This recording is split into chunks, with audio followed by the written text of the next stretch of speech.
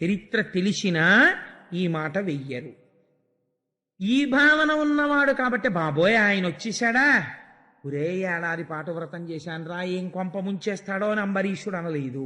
ఈశ్వరుడు వచ్చాడు నా ఇంటికి అన్నాడు. పొంగిపోయాడు. పొంగిపోయి, అయ్యా ఏమదృష్టం, ఊరక రారు మహాత్ములు, నువ్వు శివాంశ సంభూతుడివి, నువ్వు నా ఇంటికి అతిథిగా వచ్చావు, ఏమి భాగ్యం ఏమి భాగ్యం, ఇంతమందికి పారణ సమయంలో భోజనం పెట్టాను, ఇవాళ ద్వాదశి పారణ, అందుకని మీరు కూడా మహాత్ములు కనుక ముందు వచ్చి మీరు భోజనం చెయ్యాలి, మీరు చేశాక నేను చేస్తాను. మర్యాద చూడండి. అంబరీషోపాఖ్యానం వింటే నేను ఎవ్వరినీ తప్పు పట్టట్లేదు, మీరు బాగా జ్ఞాపకం పెట్టుకోండి. ఉత్తరోత్తర ఇంకా బాగా ప్రవర్తించడానికి ఒక సోపానం చెప్తున్నాను. ఉన్నారు, నాకు తెలుసు చాలామంది. ఒకసారి వింటే రెండోసారి మనం ఇంకొంచెం మెట్టెక్కుదామని తాపత్రయం ఉన్న వాళ్ళు ఎందరో ఉన్నారు. అలాంటి వాళ్ళు ఇంకా పూర్ణత్వం సిద్ధించుకోవడానికి చెప్తున్నానంటే నేనేం విమర్శ చేయట్లేదు ఎవరిని. కాబట్టి తిన్నాడా అంబరీషుడు? తినలేదు. ఎందుకు తినలేదు? దుర్వాసుడు తినాలి, ముందు తిని వెళ్ళాలి. వెళ్ళకపోతే అతిథి పూర్తి చెయ్యనిది లోపల భుక్త శేషం ఎలా అవుతుంది? తను ఎలా తింటాడు? అది అభ్యాగతి, తినకూడదు. కాబట్టి ఆయనకు ఉత్తరాపోసనం ఇస్తే కానీ తను తినకూడదు. కాబట్టి ఇప్పుడు ఏం చేశాడు? తినలేదు. అయ్యా ఇది ద్వాదశి పారణ జరగాలి, కాబట్టి ఇప్పుడు ఏమిటి?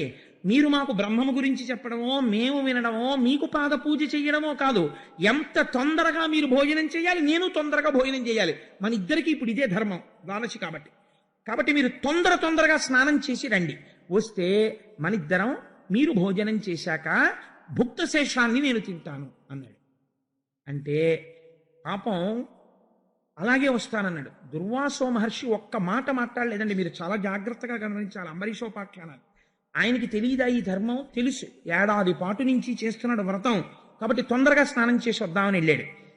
ఎక్కడ మాయ కమ్మింది అంటే అసలు అంబరీషోపాఖ్యానంలో ఆయన యమునా నదీ జలాలలో స్నానానికి దిగాడు. దిగి ధ్యానం చేస్తున్నాడు, నీటిలో నిలబడి ఒక్కసారి ఈశ్వరుణ్ణి స్మరించాడు. దుర్వాసో మహర్షి మహాభక్తుడు, ఈశ్వర ధ్యానమునందు సమయమును మరిచిపోయాడు. అంటే ఆయన భక్తుడా?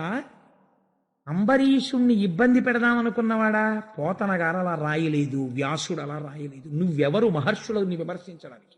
An officer should not only have the power of administering the subjects that have been kept under his control, he should also equally have the capacity to counsel the subjects under him, and he should be able to synchronize the objective goals and personal goals అంటాడు. ఎంత గొప్ప మాట చూడండి. వ్యక్తి యొక్క లక్ష్యములను, సంస్థ యొక్క లక్ష్యములను సమన్వయం చేసి, అవసరమైన చోట కోపము నటించి, తన కింద ఉన్నటువంటి వారికి సలహా ఇచ్చి, వారి వ్యక్తిగత జీవితంలో ఉన్న ఇబ్బంది తెలుసుకుని, తన సలహాతో తెచ్చిపెట్టుకున్న కోపంతో వాళ్ళ ప్రవర్తనని చక్కదిద్ది, సమర్థతతో తానున్నది కుర్చీలో ఎందుకో, తాను ఏ సంస్థ కొరకు అధికారిగా ఉన్నాడో సంస్థ ప్రయోజనాన్ని సాధించగలగాలి వ్యక్తి దగ్గర నుంచి. అలా పనిని రాబట్టగలిగినటువంటి సమర్థత ఉన్నవాడెవడో is called the able personal manager. And managers are born and seldom they are made అన్నాడు అంత పెద్ద రచయిత కూడా.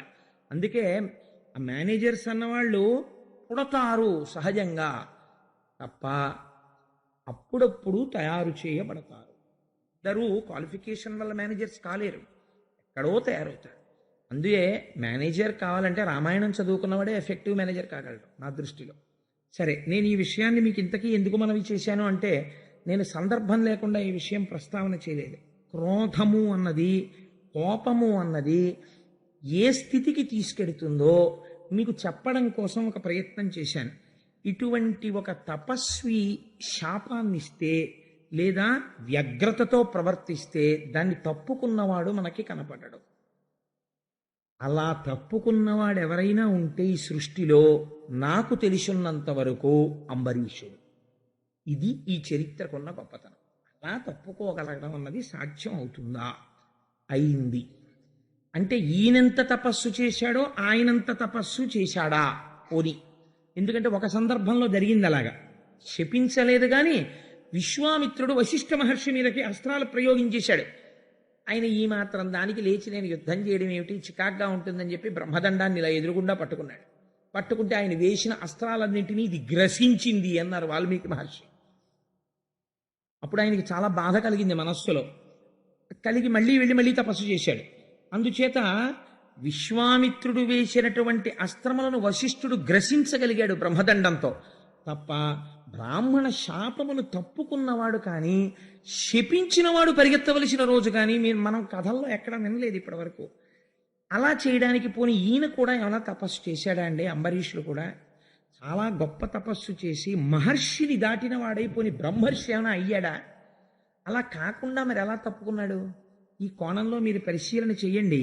ఇప్పుడు మీకు గృహస్థాశ్రమం ఎంత గొప్పదో అర్థం. ఇప్పుడు మీరున్న ఆశ్రమం మీరు అలా తయారు కాగలిగిన ఆశ్రమం. ఆ ప్రయోజనాన్ని మీరు సాధించలేకపోతే, అది చెప్పలేకపోతే పురాణం అనవసరం అయిపోతుంది. అప్పుడు ఆ కోణంలో మీరు అంబరీషోపాఖ్యానాన్ని ఇప్పుడు ఒక్కసారి అర్థం చేసుకునే ప్రయత్నం చేయండి. అంబరీషుడు గురించి పోతన గారు అంటారు, చిత్తంబు మధురిపు శ్రీపాదముల యంద పలుకులు హరిగుణ పఠనమంద, కరములు విష్ణు మందిర మర్జనములంద, చెవులు మాధవ కథా శ్రవణమంద, చూపులు గోవింద రూపవీక్షణమంద, శిరము కేశవ నమస్కృతులయంద, పదములీశ్వర గేహ పరిసర్పణములంద, కామంబు చక్రి కైంకర్యమంద, సంగమచ్యుత జనతను సంగమంద, ఘ్రాణమసురారి భక్తాంఘ్రికమలమంద, రసన తులసీదళములంద, రతులు పుంజసంగతులయంద, ఆరాజ చంద్రమునకు. ఎటువంటి స్థితిని అంబరీషుడు పొందగలిగాడు? చాలామంది మా మనస్సు చాలా ఖేదంగా ఉందండి, మనస్సు శాంతి లేదు అని ఒక మాట అంటుంటారు. శాంతి లేని మనస్సుతో కూడుకున్నవాడు ఎక్కడుంటాడో వాడు ఇతరులకు కూడా అశాంతిని పంచిపెడతాడు. తాను ప్రశాంతంగా హాయిగా ఎప్పుడు ఉండగలడు అంటే ఆయన చేస్తున్న తపస్సు ఇది. దుర్వాసో మహర్షి చేస్తున్న తపస్సు వేరు. హిమాలయ పర్వతాల మీద కూర్చుని తపస్సు చేశాడు. ఈయన చేస్తున్నాడు తపస్సు. ఎటువంటి తపస్సు? చిత్రమైన తపస్సు. చిత్తంబు మధురిపు శ్రీపాదముల యంద. ఆయన మనస్సు ఎప్పుడూ కూడా భగవంతుని యొక్క పాదముల యందు ఉండును. ఈ మాట మీరు కొంచెం జాగ్రత్తగా గమనించాలి. అసలు భక్తికంతటికి మొదలెక్కడా? ఇక్కడే. అసలు మీ మనస్సు వెళ్ళి అక్కడ చేరితే కదండి భగవంతుడి గురించి భక్తి అన్నది ఏర్పడ్డాం.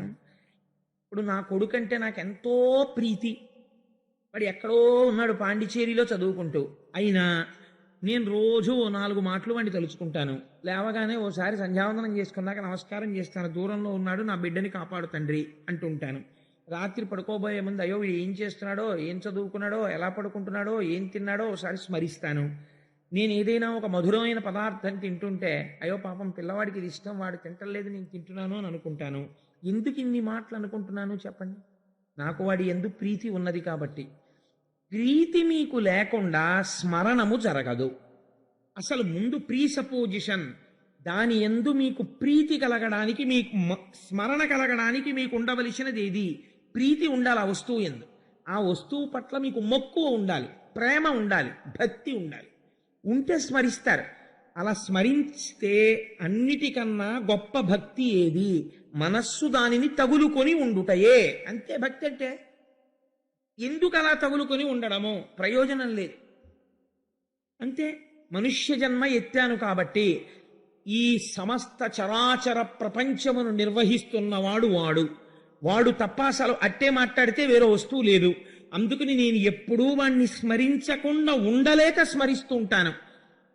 ఒక చిత్రమైన ప్రశ్న అడుగుతుంటారు కొంతమంది, ఏమంటే స్నానం చేసేటప్పుడు ప్రాతస్మరామి చదవచ్చా?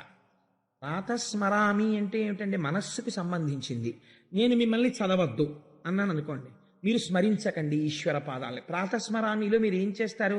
ప్రాతస్మరామి పరమేశ్వర వక్త్ర పద్మం అన్నారు. అది నోటితో చెప్పమన్నా దాని అర్థం ప్రాతస్మరామి పరమేశ్వర వక్త్ర పద్మం అంటే ఉదయం నిద్ర లేవగానే మొహం కడుక్కుంటూ నేను ఈశ్వరుడి యొక్క ముఖమును స్మరించినాను. ఇది మీకు చాలా ప్రీతి ఉంది. నేను స్మరించనా స్మరించద్దా అన్న ప్రశ్న మీకు ఎలా వస్తుంది నాకు చెప్పండి. నేను స్మరించద్దండి అన్నాను. మీకు ముందు అసలు మొహం కడుక్కుంటూ గుర్తొచ్చే విషయం ఏమిటో తెలుసా అండి? ధూర్తుడు నన్ను స్మరించద్దన్నాడు, బాబాయ్ మనస్సు అక్కడికే వెళ్ళిపోతుంది, అస్తమానం శివుడే గుర్తొచ్చేస్తున్నాడు అని మరీ వెళ్ళిపోతూ ఉంటుంది అక్కడికి. ఇప్పుడు కొత్తగా వెడుతోందని కూడా మీరు గుర్తుపట్టగలుగుతూ ఉంటారు. కాబట్టి మనస్సు వెళ్ళి పట్టుకోవడానికి మీరు పూజ చేస్తారు. కాబట్టి ఇప్పుడు ముందసలు అంబరీషుడు ఏ స్థితిలో ఉన్నాడు అంటే, ఆయన చిత్తం ఎప్పుడు శ్రీ మహావిష్ణువు యొక్క పాదములను పట్టుకొని ఉన్నది. అంటే పరిఢవిల్లిన భక్తి చేత ఉన్నాడు. ఇంత పరిఢవిల్లిపోయిన భక్తి సంసారమునందుండడానికి ప్రతిబంధకమైనదా? అంటే సంసారం వదిలేశాడా వెంటనే మహానుభావుడు అంబరీషుడు? అంటే పలుకులు హరిగుణ పఠనమంద, ఏది మాట్లాడినా హరిగుణములను వర్ణన చేస్తుంటాడు. ఈ రెండు ఎలా పొంతన కుదురుతాయండి? సంసారంలో ఉండడం, హరిగుణములను కీర్తించడము, ఈ రెండు ఎలా పొసగుతాయి అని మీకు అనుమానం రావచ్చు. నేను తరచు చెప్తుంటాను ఒక ఉదాహరణ. భగవంతుణ్ణి తలుచుకోవాలనేటటువంటి భక్తి లోపల ఉండాలి తప్ప అసలు మీరు తలుచుకోకుండా ఉండడానికి అవకాశం లేదు. ఎందుకో చెప్పనండి. మీరు నిద్రపోయి లేస్తారు. నిద్రపోయి లేవగానే ముందు ఏం చూస్తారు? గడియారం వంక చూస్తాం, ఎంత అయింది టైము అని. ఏదో 6 అయింది, అమ్మ బాబాయ్ 6 అయిపోయింది అని నిద్రలేస్తాం. మీరు ఇప్పుడు ఒకసారి వెనక్కి వెళ్ళి ఆలోచన చేయండి. రాత్రి 11 గంటలకు పడుకున్నాను, 6 గంటల వరకు నాకు ఈ దృశ్యమానమైనటువంటి చరాచర జగత్తుతో ఏ సంబంధము లేదు. ఒక శవము ఎలా పడిపోయి ఉండిపోతుందో నేను అలా పడిపోయి ఉన్నాను. ఈ 6 గంటలో 5 గంటల సమయంలో ఈ జగత్తునందు ఏ మార్పులు జరిగాయో, ఏమి జరిగాయో, నా ఇంట్లోకే దొంగొచ్చావో పట్టుకుపోయాడో కూడా నాకు తెలియదు. కానీ ఏమీ తెలియని స్థితిలో ఉన్నటువంటి నేనని చెబుతున్న ఈ దేహము ఉండాలంటే కొన్ని ఉండాలన్నది మాత్రం నాకు తెలుసు. లోపల జీర్ణం జరుగుతూ ఉండాలి, ఊపిరి పీలుస్తూ ఉండాలి, వదిలిపెడుతూ ఉండాలి. అసలు అది నేను చెయ్యలేదు. కాబట్టి రాత్రి నిద్రపోతున్నప్పుడు వేరొకడెవడో శాసనం చేసి ఊపిరి తీయించి విడిచిపెడుతున్నాడు. వాడొకడున్నాడు, వాడు లోపల కాపు కాసి ఉన్నాడు. అయ్యయ్యో నిద్రపోయాడండి పాప, ఆయన నిద్రపోవడం వల్ల వచ్చింది ప్రమాదం, గుండె ఆగిపోయిందని ఎవడైనా అంటాడండి? ఎవ్వడండవు. మీరు నిద్రపోవచ్చు, కానీ గుండె మాత్రం కొట్టుకుంటూనే ఉంటుంది. మీరు నిద్రపోవచ్చు, ఊపిరితిత్తులు పనిచేస్తాయి. మీరు నిద్రపోవచ్చు, జీర్ణక్రియ జరుగుతూ ఉంటుంది. మీరు నిద్రపోవచ్చు, మీ నాడీ మండలం పనిచేస్తూ ఉంటుంది. ఇలా చేస్తోందంటే మీరు చెయ్యనిది చేయిస్తున్నవాడు ఒకడు ఉన్నాడా లేడా? ఉన్నాడు. వాడు ఏం చేశాడు? 2 ప్రయోజనములు చేశాడు. రాత్రి నాకు ఇరుక లేక పడుకున్నప్పుడు ఈ దేహమునకు ప్రమాదము వాటిల్లకుండా రక్ష చేశాడు. లోపల చెయ్యవలసిన పనులన్నీ వాడు చక్కబెట్టాడు. 2, నిద్రపోవడం ప్రమాదంగా చెయ్యకుండా బడలిపోయినటువంటి నా ఇంద్రియములకు శక్తినిచ్చాడు. జ్ఞానం కోణం పక్కన పెట్టండి, అది సుషుప్తి, బ్రహ్మము, ఈశ్వరుడు, ఇంద్రియాలు పక్కన పెట్టండి. కాసేపు భక్తి కోణంతో ఆలోచించండి. వాడు రాత్రి నిద్రపోతే మిమ్మల్ని ఏం కష్టపెట్టలేదే. వాడు ఏం చేశాడు? హాయిగా మీరు నిద్రపోతే మీ కంటికి మళ్ళీ బలం ఇచ్చేశాడు, చెవికి బలం ఇచ్చేశాడు, ముక్కుకు బలం ఇచ్చేశాడు, నాలుగుకి బలం ఇచ్చేశాడు. లేచి ఉత్సాహంగా మళ్ళీ తిరిగేస్తున్నారు. ఇప్పుడు మీకు ఈశ్వరుణ్ణి స్మరించడానికి మీకు ఏమిటి కష్టం? భగవంతుణ్ణి పూజామందిరంలోకే వెళ్ళి పూజించవలసిన అవసరం లేదని నేను అనను, ప్రారంభమునందు చెయ్యవలసిందే. కానీ స్మరణ భక్తి యందు పూజామందిరం అక్కర్లేకుండా పూజ నడిచిపోతుంది. పైకి లేచి ప్రకటంగా ఏం చెప్పక్కర్లేదు. ఏం ఆశ్చర్యం ఈశ్వర, 11 గంటలకు పడుకున్నానా, పడుకునేటప్పటికి మాడు నిప్పెడుతోందా, అలిసిపోయి తెల్లవారి లేచేటప్పటికి నిప్పి తగ్గిపోయిందా, ఎంత ఉత్సాహం, కళ్ళల్లో పడిన ధూళికణాలన్నింటినీ పుసులుగా మార్చేసావా మెత్తగాను, మళ్ళీ కంటి మధ్యలో ఉంటే తీసుకోలేనని ఈ చివర ఉన్న కొలుకులోకి తీసుకొచ్చి పెట్టావా, నేను ఇలా అంటే బయటికి వచ్చేసేటట్టు. నువ్వే నీటి రూపములో ఉండి నాకు మళ్ళీ ప్రక్షాళన చేసుకోవడానికి అవకాశం ఇచ్చావా, వాయు రూపంలో ఉండి నాకు అందావా, నా ఇంద్రియముల బడలిక తీర్చావా, రాత్రి నేను పడుకుంటే నువ్వు ఊపిరి తీసి నన్ను కాపాడావా. ఈశ్వర నీకు నమస్కారం. ఒక ఉపకారం చేసిన వాడిని స్మరించడానికి మీకు బెంగ ఉండదు కదా. పోని మామూలుగా భక్తిగా ఉండలేమండి, ఒక్క ఉపకారం ఎవడో చేసి పెట్టాడండి, చేసి పెడితే మీరు వాడిని తలుచుకోరు, మీరు వెళ్ళలేకపోయారు. ఆయన స్టేషన్కి వెళ్ళి తిరుపతికి టికెట్లు తెచ్చిపెట్టాడు, మీరు ఏం చేస్తారు? మహానుభావుడు తిరుపతికి టికెట్లు తెచ్చిపెట్టాడండి, వెళ్ళి నేను వెడతానని. వెళ్ళకపోతే మర్నాడు ఆర్ఏసీ వచ్చేసింది, ఇబ్బంది పడిపోతాను, పాపం టికెట్లు తెచ్చిపెట్టాడని మీరు యాత్రకి వెళ్ళొచ్చే వరకు కృతజ్ఞత చెప్తున్నారే. మరి జీవితం ఉన్నన్నాళ్ళు వాడు మీకు ఉపకారం చేస్తున్నాడు, మీరు వాడిని స్మరించి వాడికి కృతజ్ఞత చెప్పడం భక్తే. ఇదే భక్తి, ఈ భక్తియే తపస్సు. కాబట్టి ఇప్పుడు ఏం చేస్తున్నాడు అంబరీషుడు? ఇలా ఉండడానికి గృహస్థాశ్రమము ఎలా ప్రతిబంధకము నాకు చెప్పండి. ఈ స్మరణమునకు గృహస్థాశ్రమం విరోధం అండి, నాకు ఎలా కుదురుతుంది? మా ఆవిడుంది, మా పిల్లలు ఉన్నారు, నేను ఎలా స్మరిస్తాను అని అంటే మీరు ఏం చెప్పాలి? నీ మనస్సు అసలు ఈశ్వరుడు ఎందుకు కుదురుకోలేదు, అందుకే నిన్న ఆలోచనలు వస్తున్నాయి. లేకపోతే కుదురుకోకపోవడం ఏంటి? నీకు కృతజ్ఞతా లక్షణం ఉంటే ప్రతి క్షణము ఈశ్వరుడే నీకు కనపడుచున్నాడు. కాబట్టి కరములు విష్ణు మందిరం అర్జనములందా. ఇప్పుడు ఈ ఉత్సాహం కలగగానే, కృతజ్ఞత కలగగానే ఏమనిపిస్తుంది? అయ్యయ్యో, మనం ముందు స్నానం చేసి మందిరంలోకి వెళ్ళి ఈ లోపల ఉన్నవాడెవడో వాడు సాకారుడైనాడు బయట. లేకపోతే వ్యాసుడు వెర్రివాడై చెప్పాడా ఈశ్వరుడికో మూర్తుందని? సాకారంచ నిరాకారం నిర్గుణంచ గుణాత్మకం తత్వం తత్పరమం బ్రహ్మ ఇది వేదాంత డిండిమః అని శంకర భగవత్పాదులు చెప్పారు వేదాంత డిండిమంలో. సగుణ నిర్గుణాసాతు ద్విధా ప్రోక్త మనీషిభి సగుణ రాగిభి సేవ్య నిర్గుణాతుర్ విరాగిభి అని వేదవ్యాసుడు దేవి భాగవతంలో చెప్పాడు. కాబట్టి ఈశ్వరుడు ఒకనాడు ఒక ఈ కంటితో చూడడానికి వీలైన రూపమును ధరించాడు. అంతటా నిండిన పరమాత్మని మీరు జ్ఞానము చేత ఉపాసన చేయలేరు, భక్తి చేత ఒక మూర్తిని మీరు ఉపాసన చేయగలరు. ఇప్పుడు ఆ మూర్తి కేవలము విగ్రహము కాదది, అంతటా నిండిన పరమాత్మని మీరు ఈ విగ్రహంలో చూస్తున్నారు. విగ్రహంలో ఈశ్వరుడు ఉన్నాడు, బయట ఈశ్వరుడు లేడంట లేదు. అంతటా ఉన్న ఈశ్వరుణ్ణి చూడలేని నా దైన్యమును గుర్తించి ఒక మూర్తి యందు చూసి పరవశించుచున్నాను. ఇది ఎక్కడికి వెళ్ళాలి? అంతటా చూడగలిగిన స్థితికి వెళ్ళాలి. కాబట్టి విగ్రహారాధనము దోషం ఎందుకు అవుతుంది? ఎప్పటికీ దోషం కాదది. అందుకని భగవంతుని యొక్క మూర్తి వంక చూసి పొంగిపోయి ఈ లోపల రాత్రంతా పని చక్క పెట్టిన వాడెవడో వాడే ఇక్కడ కూర్చున్నాడు నా ఇంటి ఈశాన్యంలో అని. స్వామి, నిన్న పొద్దున్న వేశాను పువ్వులు, అవి వడిలిపోయాయి, దుర్వాసన వస్తున్నాయేమో అని జాగ్రత్తగా నిర్మాల్యం తీసి మీరు పూజ చేయడంలో ఎంత ఆనందం ఉంటుందండి. ఇప్పుడు అది ఎప్పుడు ఉంటుంది? కృతజ్ఞతా లక్షణం ఉంటే ఉంటుంది. కృతజ్ఞతా లక్షణము లోపించిపోయింది అనుకోండి, బాగా జ్ఞాపకం పెట్టుకోండి, ఎన్ని గంటలు మీరు పూజ చేశారన్నది లెక్కలోకి రాదు. అది ఏమవుతుంది? అది రిచువల్ అంటారు ఇంగ్లీష్లో, ఒక తంతు కింద తయారవుతుంది. ఒక భయంతో చేస్తాడు పూజ. ఎలాంటి భయం తయారవుతుందో తెలుసా అండి? ఒక అలవాటు పెట్టుకుంటాడు, నేను రోజు విష్ణు సహస్రనామం చదువుతాను.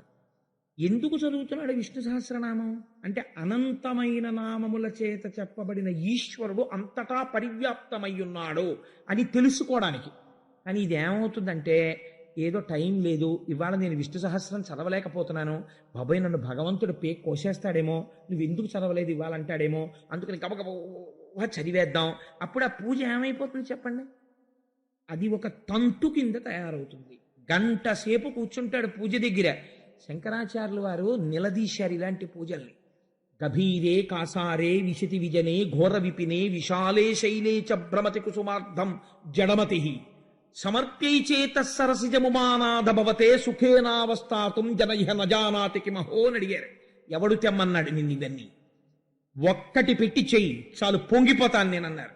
రేపటి రోజు మనం చేసే ప్రయత్నం అదే. ఒక పృథివీలింగాన్ని పెట్టి, పూజ అంటే నిబద్ధతతో కూడుకున్నది. అది సగుణమా అంటే కరచరణాదులు లేవు, లేవా అంటే ఉన్నాయి, కాబట్టి అది అరూపరూపి. కాబట్టి ఉపాసన యందు శివాభిషేకం చేస్తే పెద్దలు ఒక నియమం పెట్టారు, పైన వస్త్రం ఉండకూడదు, చొక్కా బనీను ఉండకూడదు. ఎందుకు ఉండకూడదండి అని ఓ ప్రశ్న వేస్తే, పోల్ మీద ఫీజు చేసేవాడు గ్లోవ్స్ ఎందుకు పెట్టుకుంటున్నాడండి? పెట్టుకోకపోతే షాక్ కొట్టి కింద పడిపోతాడు కనుక. ఇంట్లో ఫ్యూజ్ చేసుకుంటే అక్కర్లేదు, కానీ పోల్ మీద ఫ్యూజ్ ముట్టుకుంటే గ్లోవ్స్ వేసుకుని ముట్టుకోవాలి. అలాగే నువ్వు ఉపాసన యందు ఒక్కొక్క మెట్టెక్కుతున్నప్పుడు లోపల దృష్టికోణం పెరుగుతోంది, కాబట్టి కొంచెం మర్యాదతో ప్రవర్తించాలి అక్కడ. అందుకని ఏం చేస్తావు? బనీన్ తీయండి అని ఒకడు బతిమాలక్కర్లేదు, నువ్వు తీయాలి. ఏడు దిక్కుమాలిన శరీరం ఏమైపోతుందో అరగంట తీసేస్తేను. ఉత్తరీయం వేసుకుని శాస్త్రం ఒక మాట చెప్పింది, నీకు 2 కావాలి. ప్రపంచంలో మనుష్యుడిగా పుట్టావు కాబట్టి 2 మర్చిపోకూడదు. ఏమిటది? ఒకటి, అనుభవించడం కాదు సుఖాల్ని అనుభవిస్తూ పోతే దానికి అంతే ఉండదు. పశువుకి మనిషికి తేడా ఎక్కడా? పశువు సుఖాన్ని అనుభవించడంలో ఎప్పుడూ అంతమును కోరదు. ఆకలేసింది పరిగెత్తుకెడుతుంటుంది, తింటూ ఉంటుంది, అంతే. దానికి మైథునం చెయ్యాలనిపించింది చేస్తుంది, పడుకోవాలనిపించింది పడుకుంటుంది, పరిగెత్తాలనిపించింది పరిగెడుతుంది, మలమూత్ర విసర్జన చేయాలనిపించింది చేసేస్తుంది. తప్ప ఇది సుఖమా, ఇక్కడ పడుకోవచ్చా, ఇలా ప్రశ్న అదేం వేయదు. నువ్వు వెయ్యగలవు, ఇది సుఖమా అని అడగగలవు. అందుకని సుఖాల్ని త్రోసిరాదనవచ్చా అనకూడదు. గృహస్థాశ్రమంలో ఉండి నువ్వు సుఖాన్ని అడగాలి. నా భార్యా బిడ్డలతో నాకు ఐశ్వర్యంతో నేను ఆనందంగా ఉండాలి. కానీ ఎలా ఉండాలి? తామరాకు మీద నీటి బొట్టులా ఉండాలి. ఇన్ని భోగముల మధ్యలో ఉండి ఈశ్వరుడి పాదాలు పట్టుకుని ఉండాలి. అలా ఉండడానికి వైరాగ్యం ఉండాలి. వైరాగ్యం ఉండాలి, భోగం ఉండాలి. రెండూ కలవాలంటే అపారమైన ఐశ్వర్యము కలగడానికి కస్తూరి జలంతో అభిషేకం చెయ్యాలి. మంచి జ్ఞాన వైరాగ్యములు కలగడానికి విభూతితో అభిషేకం చెయ్యాలి. మిగిలిన వాటి సారమంతా ఈ రెండింటిలోకి వచ్చేస్తుంది. అందుకే శివరాత్రి నాడు పురుషులందరితో అద్భుతంగా ఆ రుద్రాధ్యాయం చదువుతుంటే చక్కగా వరసలో వెళ్ళి విభూతి అభిషేకము, కస్తూరి జలంతో అభిషేకము చేసుకునేటటువంటి అవకాశాన్ని దేవాలయం వారు కల్పించారు. సరే, అందుచేత కాబట్టి ఇప్పుడు ఏమైంది? ఆయన సంతోషంగా పూజ చెయ్యగలుగుతున్నాడు అంబరీషుడు. చెవులు మాధవ కథా శ్రవణమంద. చెవులు ఎప్పుడూ కూడా మాధవుడు అంటే లక్ష్మీదేవి యొక్క భర్త, ఆయన కథాశ్రవణము కోసమని ఉత్సాహం పొందుతుంటాయిట. ఎందుకు పొందుతాయంటే ఈ ఐశ్వర్యం లేని వాళ్ళు ప్రపంచంలో కొంతమంది ఉన్నారు. చెవి ఉంటుంది, వినికిడి శక్తి ఉండదు.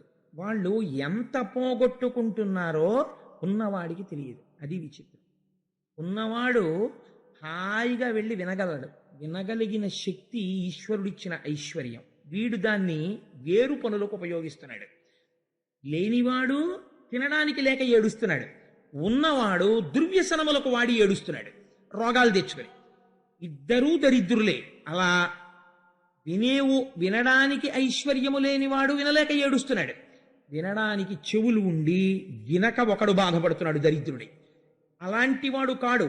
ఈశ్వరుడిచ్చిన ఈ ఐశ్వర్యమును ఈశ్వరుని కొరకు వాడుతున్నవాడు. అందుకని మాధవ కథాశ్రవణమందు పూనిక ఉన్నవాడు, నేను వినాలి అని వింటున్నవాడు. చూపులు గోవింద రూప వీక్షణమంద. ఆ చూపులు చూసేటప్పుడు ఆర్తితో చూసే చూపు వేరు, ఆర్తితో చూడని చూపు వేరు. కొడుకు ఒక 3 నెలల తర్వాత హాస్టల్ నుంచి వచ్చాడు అనుకోండి, చొక్కా విప్పి బనీ నిప్పి అక్కడ పెట్టగానే తండ్రి చూస్తాడు, తల్లి చూస్తుంది. తల్లి చూడడం ఎలా చూస్తుందో తెలుసా అండి? ఏమిట్రా ఆ ఎడం భుజం మీద ఏంటి ఆ మచ్చ, నీకు పూర్వం ఉండేది కదే అని గబగబా వెళ్ళి ఆ మచ్చ ఏమిట్రా అని ఇలా ముట్టుకుని ఇలా నలిపి మట్టా ఏమైనా మచ్చ వచ్చిందా అంటుంది. అప్పుడు లేని మచ్చ ఇప్పుడు ఎందుకు వచ్చిందని పరితపించిపోయి చూస్తుంది అమ్మ కొడుకు బనీ నిప్పగానే. ఆ చూడడంలో ఆనందం ఉంటుంది. అమ్మో నా కొడుకుని చూసుకుంటుంది అమ్మ. అలా ఈశ్వరుణ్ణి చూసేటప్పుడు ఏ రోజుకు ఆ రోజు కొత్తదనం కనపడుతూ పొంగిపోతూ ఉంటాడు భక్తుడు చూడడంలో. అందుకని శిరము కేశవ నమస్కృతుల యంద. ఈశ్వరుడు శిరస్సు ఇచ్చినది దేనికి అంటే పెద్దల ముందు భగవంతుడి ముందు వంచి నమస్కరించమని. లేకపోతే బుద్ధిస్థానము వంగని నాడు నీకు నిశ్చయాత్మకమైన శక్తి ఎక్కడి నుంచి వస్తుంది? ఈశ్వరుడి ముందు. కాబట్టి ఆ భగవంతుని ముందు వంగేటటువంటి శిరస్సున్నవాడు. కామంబు చక్రి కైంకర్యమంద.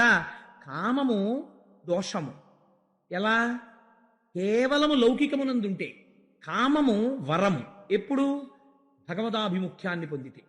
ఈశ్వరుడి యొక్క సేవ కావాలి అని కోరుకున్నాడు అనుకోండి, ఆయనకి కామం ఉందా లేదా అంటే కామం ఉంది. కామం అంటే కోరిక. మీరు ఇంకో రకంగా అర్థం చేసుకోకండి.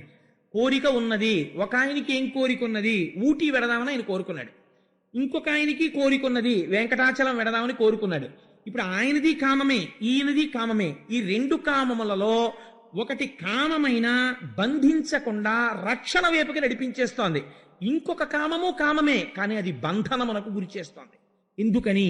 ఇటువైపు వెడుతున్నది ఉన్న కట్లు విప్పించుకోవడానికి, ఇటువైపు వెడుతున్నది కొత్త కట్లు కట్టించుకోవడానికి. కాబట్టి ఏమవుతోంది? కామమే మారుస్తుంది. అందుకే లలితా సహస్రంలో అమ్మవారు చేత్తో పట్టుకున్న 4 ఆయుధాల్లోనూ ఆ మనోరూపేక్షుకోదండా పంచతన్మాత్రసాయక నిజారుణ ప్రభాపూరమజ్జద్బ్రహ్మాండమండల. ఆ తల్లి ఆ చేతిలో మనస్సు అనేటటువంటి కోదండాన్ని పట్టుకుంటుంది. కామక్రోధములు పక్క పక్కనే ఉంటాయి. కోరిక తీరితే సుఖం, తీరకపోతే క్రోధం. కాబట్టి కోరిక ఈశ్వరాభిముఖం అయిపోయింది అనుకోండి, ఆయన తీర్చకపోవడం అన్నది ఉండదు. అయ్యప్ప స్వామి వారి దర్శనం చేసుకుందామని వచ్చాడు అనుకోండి, హాయిగా వచ్చి అయ్యప్ప స్వామి దర్శనం చేసుకెళ్ళిపోవచ్చు. అదే మీరు ఒక లౌకికుడు ఇంటికి వెళ్ళారనుకోండి, వాడు ఉండొచ్చు, ఉండకపోవచ్చు, ఉండి లేనని చెప్పించవచ్చు. కాబట్టి ఈశ్వరుడు అలా ఎప్పుడూ చెప్పించాడు. నేను ఇక్కడ లేనని చెప్పేవాడికి అని ఎవరికి చెప్పడం. కాబట్టి కామము ఈశ్వరానుగ్రహం వైపుకి నడిస్తే అది మీకు సిద్ధించి తీరుతుంది. అందుకని కోరిక ఉత్తమమైనది ఎప్పుడు ఈశ్వరుడి వైపుకి తిరిగింది అంబరీషుడికి. ఘ్రాణమసురారి భక్తాంఘ్రి కమలమంద. ఇదో చిత్రమైనటువంటి విషయం. భగవంతుడి పాదములకు నమస్కారం చెయ్యడం అనేటటువంటిది చాలా సామాన్యమైనటువంటి విషయం. ఎందుకని అంటే పెద్ద భక్తి లేని వాడు కూడా చేస్తాడు. ఇప్పుడు ఇలా సభలో ఉండగా వెంకటేశ్వర స్వామి వారు గభాలను ఆకాశంలోంచి పట్టు పీతాంబరం కట్టుకుని ఇలా ఒక్కసారి తప్పుకోండి అంటూ కిందకి దిగారనుకోండి, గబగబా మీ అందరూ అటు తిరిగి స్వామి పాదాల మీకు గబగబా నమస్కారం చేసేస్తారు. ఎవరైనా ఒకవేళ కాకినాడలో ఒక 30 నిమిషాలే ఉంటానయ్యా, మళ్ళీ వెళ్ళిపోవాలి, నేను రాజమండ్రి వెళ్తాను ఇక్కడి నుంచి 8 గంటలకి అన్నాడు అనుకోండి వెంకటేశ్వర స్వామి. నేను ఒక ఉదాహరణకి చెప్తున్నాను. కాకినాడలో ఇంతకు పూర్వం భగవంతుడి గురించి నమ్మని వాడు కూడా వెంకటేశ్వర స్వామి అయ్యప్ప స్వామి గుడికి వచ్చాక వెళ్ళిపోదామని గబగబా వచ్చేస్తారు, వచ్చి కాళ్ళ మీద పడిపోతారు. పెద్ద విశేషం ఏముందండి? ఎందుకైనా మంచిది, ఒక బెనిఫిట్ ఆఫ్ డౌట్ ఒకటి ఉంటుంది. ఎందుకైనా మంచిది ఉందేమో ఓ శక్తి, అది ఏమైనా చేస్తుందేమో, ఓ అగ్రత్త పుల్ల చూపించి ఇలాంటి గొడవ వదిలిపోతుంది, మనకి ఎందుకున్నాడో లేడో, అందుకని ఇలా అనేసి వెళ్ళిపోతాడు. భగవంతుణ్ణి నమ్మిన వాడు ఉన్నాడు అనుకోండి, వాడి కాళ్ళకి దండం పెట్టాలనుకోండి, అహం వస్తుంది. ఏమిటి, నాకు తలకాయింది, వాడికి తలకాయింది, నాకు కాళ్ళు ఉన్నాయి, వాడికి కాళ్ళు ఉన్నాయి, నాకు చేతులు ఉన్నాయి, వాడికి చేతులు ఉన్నాయి, వాడి కాళ్ళకి నేను నమస్కారం పెట్టండి, నేను పెట్టక్కర్లేదు. భాగవతుల కాళ్ళకి దండం పెట్టాలంటే వినయం ఉండాలి. అలా పెట్టడం భీష్మాచార్యులు వారికి చెంది. అంతటి స్థితికి వెళ్ళి కూడా పెద్దలు కనబడితే వంగి వంగి వంగి వంగి దండాలు ఇట్టేవట మహానుభావుడు. అందుకని భక్తాంఘ్రి కమలమంద, భగవంతుడికి నమస్కారం చేయలేదు, భగవంతుణ్ణి నమ్ముకున్న భాగవతులు కనబడితే వాళ్ళ పాదముల వాసన ముక్కుకి పట్టేటట్టుగా పడేవట వాళ్ళ పాదాల మీద. ఎంతటి గొప్పవాడో చూడండి. ఎంత చిత్రమైన మాట అండి. నేను ఫలానా వారికి నమస్కారం చేశానండి అనేవాడు ఉంటాడు, ఆయన పాదాలకి నమస్కారం చేసినప్పుడు ఈ వాసన వస్తుంది అనేవాడు ఉంటాడు. అంటే ఎంతసేపు ఆ పాదాల మీద పడిపోయి ఉండాలి అని ఆయన పాదాల దగ్గర ఏదో వాసన అండి అన్నాడు అనుకోండి, మళ్ళీ తప్పు. ఆయనకి ఏం కనపడేదో తెలుసా అండి? ఆయన పాదాల్లోంచి పద్మముల సుగంధం వస్తుండేది. ఎందుకని? అమ్మో, ఈ పాదాలు ఎప్పుడు నా స్వామి చుట్టూ తిరిగే పాదాలు, ఇవి పద్మాలు, ఆయన లక్షణం వీటికి వచ్చిందనేవాడు. అందుకని ఆయనకు అలా కనపడేది. ఇది అంబరీషుడి యొక్క స్థితి.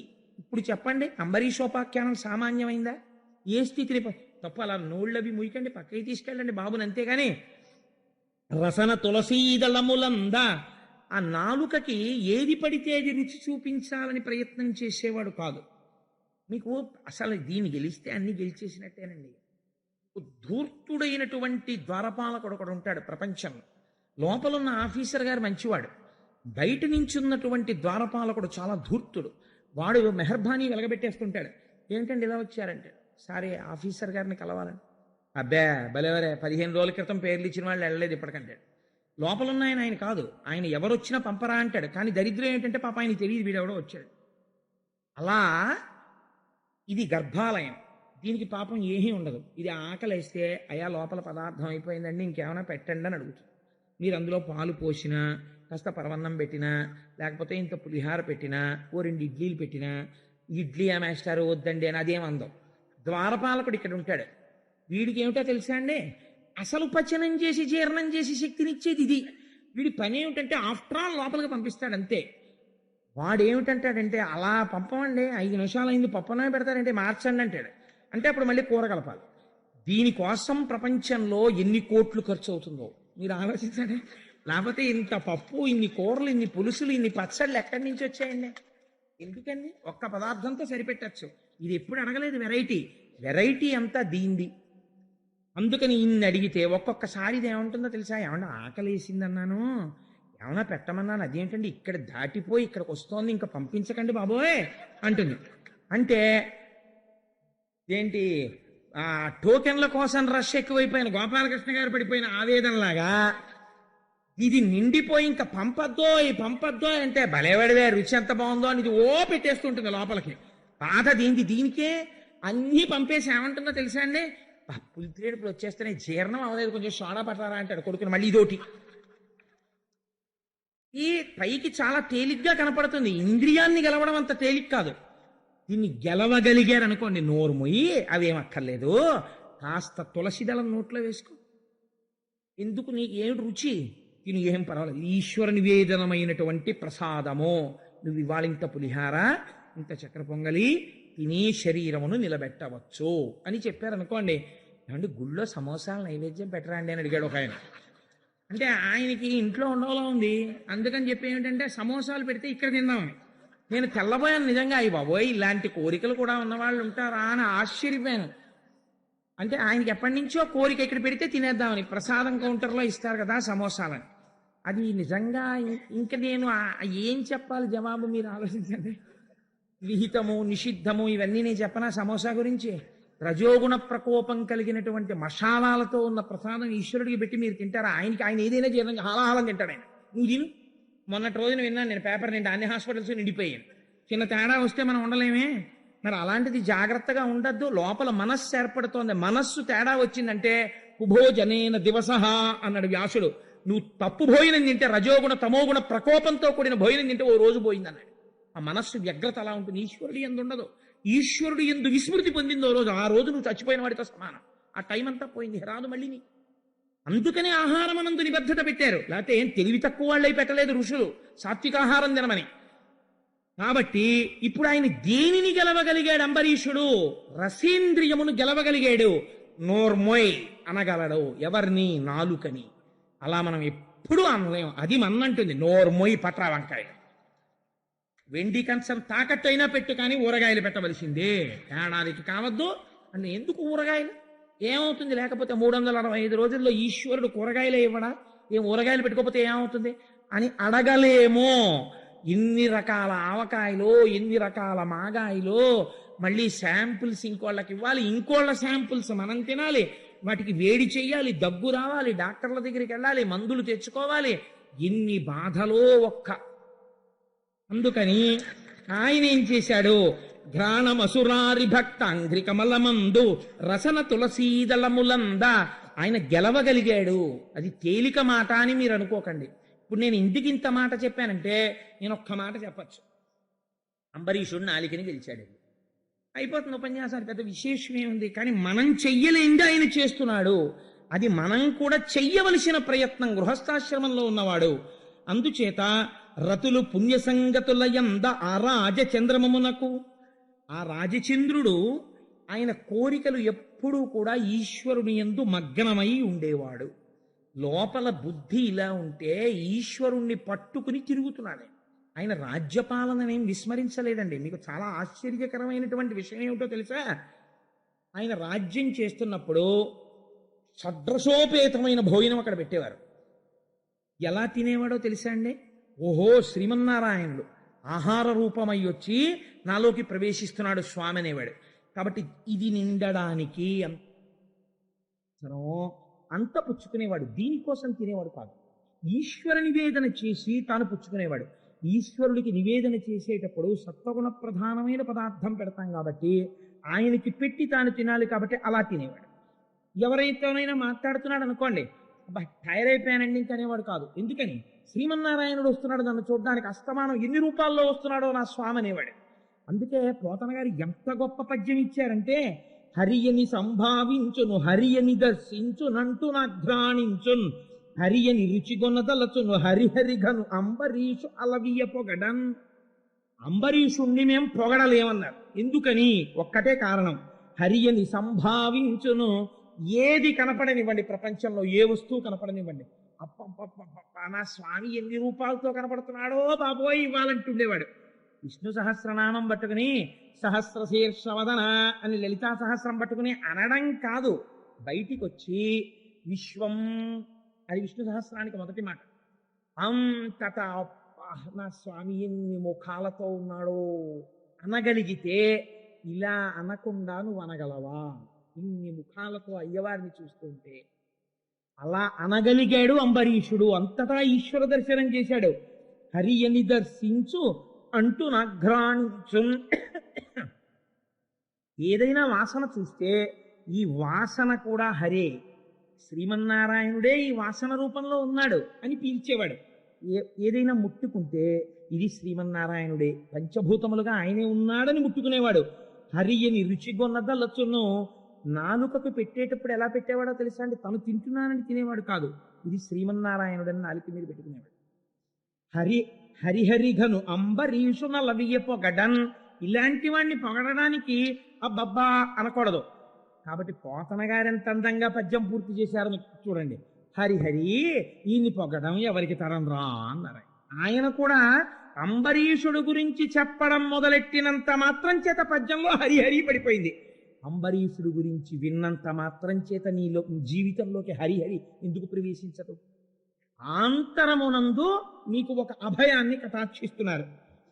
అతనికి ఇహమాని హరులందు కరులందు ధనములందు గేలి వనములందు పుత్రులందు బంధుమిత్రుల యందును పురమునందు అంతిపురమునందు. చిత్రమైన మాట అండి ఇది. ఇలాంటి వాటి గురించి చెప్పాలంటే సాధికారత కలిగినటువంటి మహాపురుషుల నోటి వెంటే అతనికి ఈహమాని హరులందు కరులందు, అంతఃపురాల మీద కోరిక లేదు, ఏనుగుల మీద కోరిక లేదు, గుర్రాల మీద కోరిక లేదు, ధనం మీద కోరిక లేదు, ఓ ఉద్యానవనాల మీద కోరిక లేదు, కొడుకుల మీద కోరిక లేదు, బంధుమిత్రుల మీద కోరిక లేదు, రాజ్యం మీద కోరిక లేదు, అంతఃపురం మీద కోరిక లేదు. ఎక్కడున్నాడు ఇవన్నీ కోరిక లేనివాడు? అక్కడే ఉన్నాడు. అదేమిటండి మరి అంత కోరిక లేనివాడు అక్కడ ఎలా ఉంటున్నాడు? భార్య మీద కోరిక లేదు, భార్యతో ఉన్నాడు. అంతఃపురం మీద కోరిక లేదు, అంతఃపురంలో ఉన్నాడు. కొడుకుల మీద కోరిక లేదు, కొడుకులతో ఉన్నాడు. రాజ్యం మీద కోరిక లేదు, రాజ్యం వెళ్తున్నాడు. ఇలా ఎలా ఉంటాడు అంటే దీన్ని కర్తవ్యనిష్ట అంటారు. వెర్రిగా వేలాడడం లేదు. కొడుకున్నాడు, నాకు కర్తవ్యం ఉంది తండ్రిగా. ఏమిటి కర్తవ్యం? వాడికి ఒక మంచి కాలేజీలో చేర్చడం, వాడు అడిగినప్పుడు ఫీజు కట్టడం, వాడితో మాట్లాడినప్పుడు నన్ను చదువుకుని వృద్ధిలోకి రావాలి అని తండ్రిగా మంచి మాటలు చెప్పడం. ఇప్పుడు వాడు ఏ కారణం చేతనైనా పాడయ్యాడు, తప్పు చేశాడు, వాడు ఆ తప్పు దిద్దుకునేటట్టుగా మళ్ళీ 4 మంచి మాటలు చెప్పడం, దానివల్ల తండ్రిగా నేను పడే ఖేదాన్ని వాడికి చెప్పగలగడం, వాడు గుర్తించేటట్టు చెయ్యడం. అయిపోయింది నా కర్తవ్యం. ఇంకంతకన్నా అయ్యో అయ్యో అయ్యో అని మీరు బెంగ పెట్టేసుకుంటే, లంపటం పెట్టేసుకుంటే వాడు మారిపోతాడా? మీరు పాడైపోతారు కాదండి. మీ దృష్టి వాడి మీద ఉండిపోతుంది, వాడు మాత్రం బాగుపడ్డాడు. ఈ లంపటము మీరు కోరుకుంటే తీరేది కాదు, ఈశ్వరుడు మారుస్తాడు. మారిస్తే ఏమవుతుందో తెలుసా అండి? కర్తవ్య దృష్టిలో కెడతాడు. నేను ఇది చెయ్యాలి అందుకని చేస్తాను, వాడు నా కొడుకు కాబట్టి నేను ఈ పని చెయ్యాలి చేస్తాను, ఈమె నా భార్య నేను ఈమె యందు ఈ పని చెయ్యాలి చేస్తాను, నేను ఈ రాజ్యమును పాలిస్తున్నాను కాబట్టి రాజుగా నా కర్తవ్యం చేస్తాను. అంతకు మించిన లంపటం నాకేమైనా ఉందా? దానితో నాకేం వెర్రి బంధాలు లేవు. లంపటము నివారింపను సంపద కృప చేయ జయము సంపాదింపన్ సంపెడి వారి వధింపను సొంపారగ నీకె చెల్లు సోమార్థధరా అంటారు పోతన గారు. లంపటము నివారింపను కర్తవ్యమనబడేటటువంటి సరళ రేఖని దాటి అతిగా వాడితో మగ్నమయ్యుండుట అన్న వెర్రితనాన్ని పోగొట్టగలిగిన స్థితి ఎవరి వలన వస్తుంది? ఈశ్వర భక్తిలోంచి వస్తుంది. ఆ భక్తి ఉన్నవాడికి కర్తవ్యం తెలుస్తుంది. కాబట్టి ఇప్పుడు ఎక్కడి నుంచి వచ్చింది ఈ కర్తవ్య దృష్టి? అంబరీషుడి యొక్క భక్తిలోంచి వచ్చింది. అంతఃపురంలో ఉంటే ప్రమాదం వచ్చిందా? అంతఃపురాన్ని ఈశ్వరాలయంగా చూస్తాడు. భార్యతో ఉన్నాడు, తన విహిత కర్తవ్యం తాను పాటిస్తాడు. భార్యతో కూర్చొని చక్కటి ధార్మిక కార్యక్రమాలు చేస్తాడు. కొడుకుల్ని కన్నాడు, వాళ్ళకి విద్యాబుద్ధులు నేర్పిస్తున్నాడు. గురువులు కనబడతారు, వంగి వంగి సాష్టాంగ నమస్కారాలు చేస్తాడు. తనకి షడ్రసోపేతమైన భోజనం పెడతారు. ఇదంతా నారాయణ స్వరూపం అంటాడు, నివేదన చేసుకుంటాడు. తను నాలుకకి లొంగకుండా ఓహో ఇన్ని రుచుల యందు ఈశ్వరుడే ఉన్నాడంటాడు. ప్రసాదం ఎలా తింటామో అలా తింటాడు. కొంతమందికి ఒక విచిత్రమైన బుద్ధి ఉంటుంది. మేమంటే 20 ఏళ్ల క్రితం తిరుపతి వెళ్ళాం. అప్పుడు లడ్డు ఇంతంత లడ్లు ఇచ్చేవారు. ఒక్కొక్క దాంట్లోనంటే ఇంతంత జీడిపప్పు ఉండేది. ఇప్పుడు చూడండి అంటాడు. 20 ఏళ్ల క్రితం తిరుపతి వెళ్ళిన వాడివి, ఆ తర్వాత 20 ఏళ్ల వరకు నీ జీవితంలో మళ్ళీ తిరుపతి వెళ్ళలేకపోయావు. నువ్వు అమెరికాలో లేవు, చైనాలో లేవు, ఇండియాలో ఉండి రాత్రి రైలు ఎక్కి పడుకుంటే 150 రూపాయలు పుట్టి 20 ఏళ్లకి కానీ నేను మళ్ళీ తిరుపతి వెళ్ళలేకపోయానని వాడు ఏడవలేదు. కోట్లు ఖర్చు అయిపోయాయి, నేను వెళ్ళలేదని ఏడవలేదు. వీడు ఎందుకు ఏడుస్తున్నాడంటే అప్పుడు ఇంత జీడిపప్పు ఉండేదిట, ఇప్పుడు లేదుట, ఎందుకు ఏడుస్తున్నాడు? వాడిని ఏమనాలి? కొంతమంది తినడం అలా ఉంటుంది. ఆ ప్రసాదమునందు కూడా ఎంపికే. అంతేకాని అది ప్రసాదం రా, ప్రసాదం తినడం ప్రసాదంగా తినాలి. ప్రసాదమునందు రుచి ఎంచరాదు. ఇప్పుడు షడ్రసోపేతమైన భోజనం మీకెడితే ఏమిటి? ఏది అయితే మీకేమిటి? మీరు దాని యందు ఈశ్వరుని చూస్తున్నారు. కాబట్టి ఇప్పుడు ప్రసాదమునుగా తింటున్నప్పుడు రాసభోజనము కావచ్చుగాక, అది మితముగానే తింటారు. అందుకే ముందు చెప్పారు నాలుకని గెలిచాడు అన్నారు. ఇది ఇప్పుడు భక్తిలోంచి దేంట్లోకి వెళ్ళిపోతోంది? అంతటా ఈశ్వరుణ్ణి చూశాడు, జ్ఞానం వచ్చినది. అంతటా ఈశ్వరుణ్ణి చూడడంలో శాశ్వత వస్తువుని పట్టుకున్నాడు, అశాశ్వతమైన వస్తువుల యందు కర్తవ్యాన్ని పరిపాలిస్తున్నాడు. వైరాగ్యమునందున్నాడు. అంటే భక్తి, జ్ఞాన, వైరాగ్యములను ఎంత అందంగా పొందాడో చూడండి అంబరీషుడు. ఇవి ఎక్కడ పొందాడు? ఆయనే సన్యాసం తీసుకుని పొందలేదు, గృహస్థాశ్రమంలో ఉండి పొందాడు. కాబట్టి అతనికి ఇహమా అని హరులందు కరులందు ధనములందు గేలి వనములందు పుత్రులందు బంధుమిత్రుల ఎందునో పురమునందు అంతిపురమునందు. కాబట్టి అటువంటి అంతఃపురంలో ఉంటూ ఇటువంటి వైరాగ్య భావన పొందాడు. అందుకేనండి ఎవరో మహాత్ములైన వాళ్ళు మాత్రమే గొప్ప గొప్ప సత్యములను పలుకుతారు. నేను 1కి 10 మార్లు పొగుడుతున్నాను అనుకోకండి. తత్వవిధానంద సరస్వతి ఒక సభలో ఒక మాట చెప్పగా నేను విన్నాను. Let there not be horizontal or vertical advancement in your life. తీర్థయాత్రలు వయస్సులో ఒక స్థాయి వరకు చెయ్యండి, తర్వాత మనస్సులో నిలబెట్టుకుని మానసిక దర్శనం చేయండి. ఏదో పొందేద్దాం అనుకుని తొందరపడి అందరూ సన్యాసాలు తీసేసుకోకండి. సన్యాసం అనేటటువంటిది అందరూ అందులో ఉండడం చాలా కష్టం. అది పరమ పవిత్రమైన ఆశ్రమం. అందుకని సన్యాసము తీసేసుకోక్కర్లేదు, తీర్థయాత్రలే చేసేయక్కర్లేదు. మీరు గృహస్థాశ్రమంలో ఎలా ఉండి తరించచ్చో అలా తరించండి అని ఒక సభలో ఆయన చెప్పారు. ఇలా చెప్పడానికి ఎంత సమర్థత ఉంటే చెప్పగలరు చూడండి. వెంటనే ఆయన మాట చెప్పారు, మరి మీరెందుకు సన్యాసి అయ్యారని అడుగుతారేమో. It has been forced on me. ఈశ్వరుడు నా యందు సన్యాసమును విధించినాడు. అలా ప్రకటించుకోగలగడం, అలా మాట్లాడగలగడం ఎంత గొప్ప విషయం. అందుకే నేను మొన్నటి రోజునన్నా మరి దర్శనము త్రివేణి సంగమమునందు మునుక అని.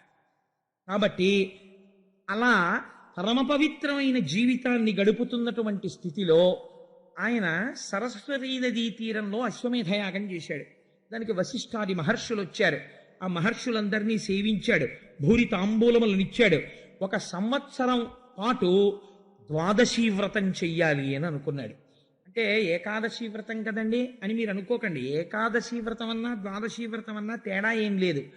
ఏకాదశి అంటే దశమి నాటి సాయంకాలం నుంచి ఉపవాసాన్ని ప్రారంభం చేస్తారు. ఉపవాసం అంటే అశనము అని శాస్త్రంలో మాట ఉంది. అశనము అంటే వీడి కిందటి జన్మలలో ఉన్నటువంటి దరిద్రమును అనుభవించడానికి ఈ జన్మలో ఐశ్వర్యమున్నా ఆకలి వేస్తున్నా తినకుండా తనని తాను ఒక రోజు మార్చుకుంటే అశనం అంటారు. ఈశ్వరుడి దగ్గరగా బుద్ధి నిలబడడానికి ఎంత సాత్వికమైన పదార్థం తిని శరీరం నిలబెట్టుకోవాలో ఈశ్వరార్పితమైన సాత్వికమైన అంత ప్రసాదమును తిని నిలబెట్టుకుంటే ఉపవాసం అంటారు. అందుకే రేపటి మహాశివరాత్రి నాడు జన్మానికొక్క శివరాత్రి అన్నారు. ఆ ప్రసాదం ఇంటి దగ్గర ఎందుకు? ఉపవాసం చేసే వాళ్ళందరూ పేర్లు ఇస్తే మాకు అంచనా తెలియాలి కదా. ఇక్కడే ప్రసాదం చేసి మధ్యాహ్నం ఈశ్వరుడికి నివేదన చేసి మీకు ఉపవాసంతో శరీరం నిలబడడానికి కావలసిన ప్రసాదం మేమే పెడతాము అని దేవస్థానం వారు ముందుకొచ్చారు. ఉపవాసం అంటే మరి అలా కదండి నడవాలి శివరాత్రి నాడు. కాబట్టి ఏకాదశి వ్రతం చేస్తున్నాడు. ఏకాదశి నాడు ఉపవాసం చెయ్యాలి, ద్వాదశి నాడు పారణ చెయ్యాలి. పారణ అంటే ఎంత తొందరగా వీలైతే అంత తొందరగా పదార్థాన్ని తినేయచ్చు. సూర్యోదయం అవగానే భోజనం చేసేసాడు అనుకోండి, ఏమీ తప్పులేదు. ఇచ్చానుష్ఠానం చేసేసుకుని భోజనం చేసేయచ్చు ద్వాదశి నాడు. 1 గంటకి లంచ్ టైం వరకు నేను తినకూడదేమో అంటే ఇలా వేళ్ళు విరిచేసుకుంటూ కూర్చోక్కర్లేదు, సూర్యోదయం అవగానే తినేసేయచ్చు. కాబట్టి ద్వాదశి నాడు పారణ చెయ్యాలి. కానీ ఒక చిత్రం జరిగింది. ఈయన గృహస్థాశ్రమంలోకి వెళ్ళాడు. ఇప్పుడు ఈయనకి వివాహం అయింది. ధర్మపత్ని ఆయనకి తగినటువంటి పత్నిని పొందాడు. ఆవిడ ఈయన కలిపి ఒక మాట అనుకున్నారు. ఇది మీరు చాలా గమనించవలసినటువంటి మాట. బహుశా ఎక్కడో తప్ప భార్యాభర్తల మధ్య ఇలాంటి చర్చలు రావేమో. అంబరీషుడి జీవితంలో వచ్చింది. ఆవిడంది, ఏమండి మనం 1 సంవత్సరం పాటు ఏకాదశి వ్రతం చేద్దాం అంటే ఆయన అన్నాడు, అయితే కార్తీక మాసంలో మొదలు పెడదాం. మొదలుపెట్టి వచ్చే సంవత్సరం కార్తీక మాసంలో ద్వాదశి తిథి నాడు పారణ చేద్దాం. అప్పటి వరకు ఉపవాసం. అంటే ఏమిటో తెలుసా అండి? అసలు ఉపవాసం అంటే రామాయణంలో చెప్తారు. పూజా మందిరంలోకి వెళ్ళి పడుకుంటారు భార్యాభర్తలు. ఈశ్వరుడు యొక్క పాదముల దగ్గర పడుకుని శరీరము నిలబడడానికి కావలసినంత ఆహారమే తింటూ బ్రహ్మచర్యమును పాటిస్తూ నిరంతరము భగవన్నామ స్మరణము చేస్తూ మళ్ళీ నాలుక మీదకి అన్ని రకాల పదార్థాలతో కూడినటువంటి భోజనాన్ని స్వీకరించడం అన్నది, అన్నం తినడం అనేటటువంటిది, అన్నాన్ని అన్నంగా భోజనంగా చేయడం అన్నది ద్వాదశి నాడే. అంటే ఒక సంవత్సరం అటువంటి వ్రతం చేద్దాం. ఈయనే ఇటువంటి వాడంటే ఈయనకి తగిన భార్య వచ్చింది. గృహస్థాశ్రమం దేనికో తెలుసా అండి? జీవితాలు పండించుకోవడానికి పనికొస్తుంది ఒకళ్ళకొకళ్ళు. అందుకే గృహస్థాశ్రమం గురించి ఒక మహానుభావుడు అన్నాడు, అది పడవ తెడ్డు అన్నాడు.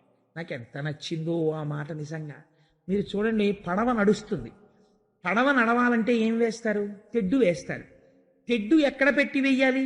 పడవలో పెట్టే వేస్తారు. పడవకే ఇలా 2 గాడిలు ఉంటాయి. ఆ 2 గాడిల్లో తెడ్డు పెట్టి ఆయన అలా కూర్చుని, ఆయన ఎక్కడో కూర్చుని తెడ్డేయడు, ఈ పడవలోనే కూర్చుంటాడు. కూర్చుని ఈ పడవకున్నటువంటి 2 గాడిల మధ్యలో తెడ్డు పెట్టి ఏదో అలవోకగా పాట పాడుతూ ఇలా ఊగుతూ ఈ తెడ్డెత్తి నీటి వెనకాతలకి గుచ్చుతాడు. గుచ్చి ఇలా లాగుతాడు. లేకపోతే నీటిని భూమిలాగా తెడ్డుపడి ఇలా వెనక్కి నీటిని తోసి ఆ శక్తితో పడవని ముందుకు తోస్తుంది. ఏ నీటి యందు నువ్వు ప్రయాణం చేస్తున్నావో, ఏ నీటి యందు పడిపోకూడదు అనుకుంటున్నావో ఆ నీటి యందే పడవ ఉంది, తెడ్డు ఉంది, దాటేవాళ్ళు ఉన్నారు. ఆ నీటిని వెనక్కి తోస్తూ తెడ్డు నడుపుతోంది. తెడ్డును ఆధారం చేసుకుని పడవ నడుస్తోంది. పడవ లేకుండా ఉట్టినే నించుని తెడ్డేయమనండి, వేయలేడు. తెడ్డు లేకుండా పడవ నడపమనండి, నడపలేడు. పడవ తెడ్డు కింద నీరు, ఈ నీరే ప్రతిబంధకం వెళ్ళడానికి. ప్రతిబంధకమైనటువంటి నీటిని తనకి అనుకూలంగా మార్చుకుంటున్నాడు. పడవలోనే కూర్చుని పడవకి తెడ్డును వాడుతూ. ఏ సంసారము ఈశ్వరుణ్ణి చేరడానికి ప్రతిబంధకమైందో ఆ సంసారములో ఉంటూ ఈశ్వర పాదములనేటటువంటి పడవెక్కి భార్యాభర్తలు కూర్చుని సంసారమును వెనక్కి తోస్తూ ఈశ్వరుడు వైపుకి అభిముఖులై మారి మారి ఈవిడ తెడ్డెయ్యాలి, ఆయన తెడ్డెయ్యాలి.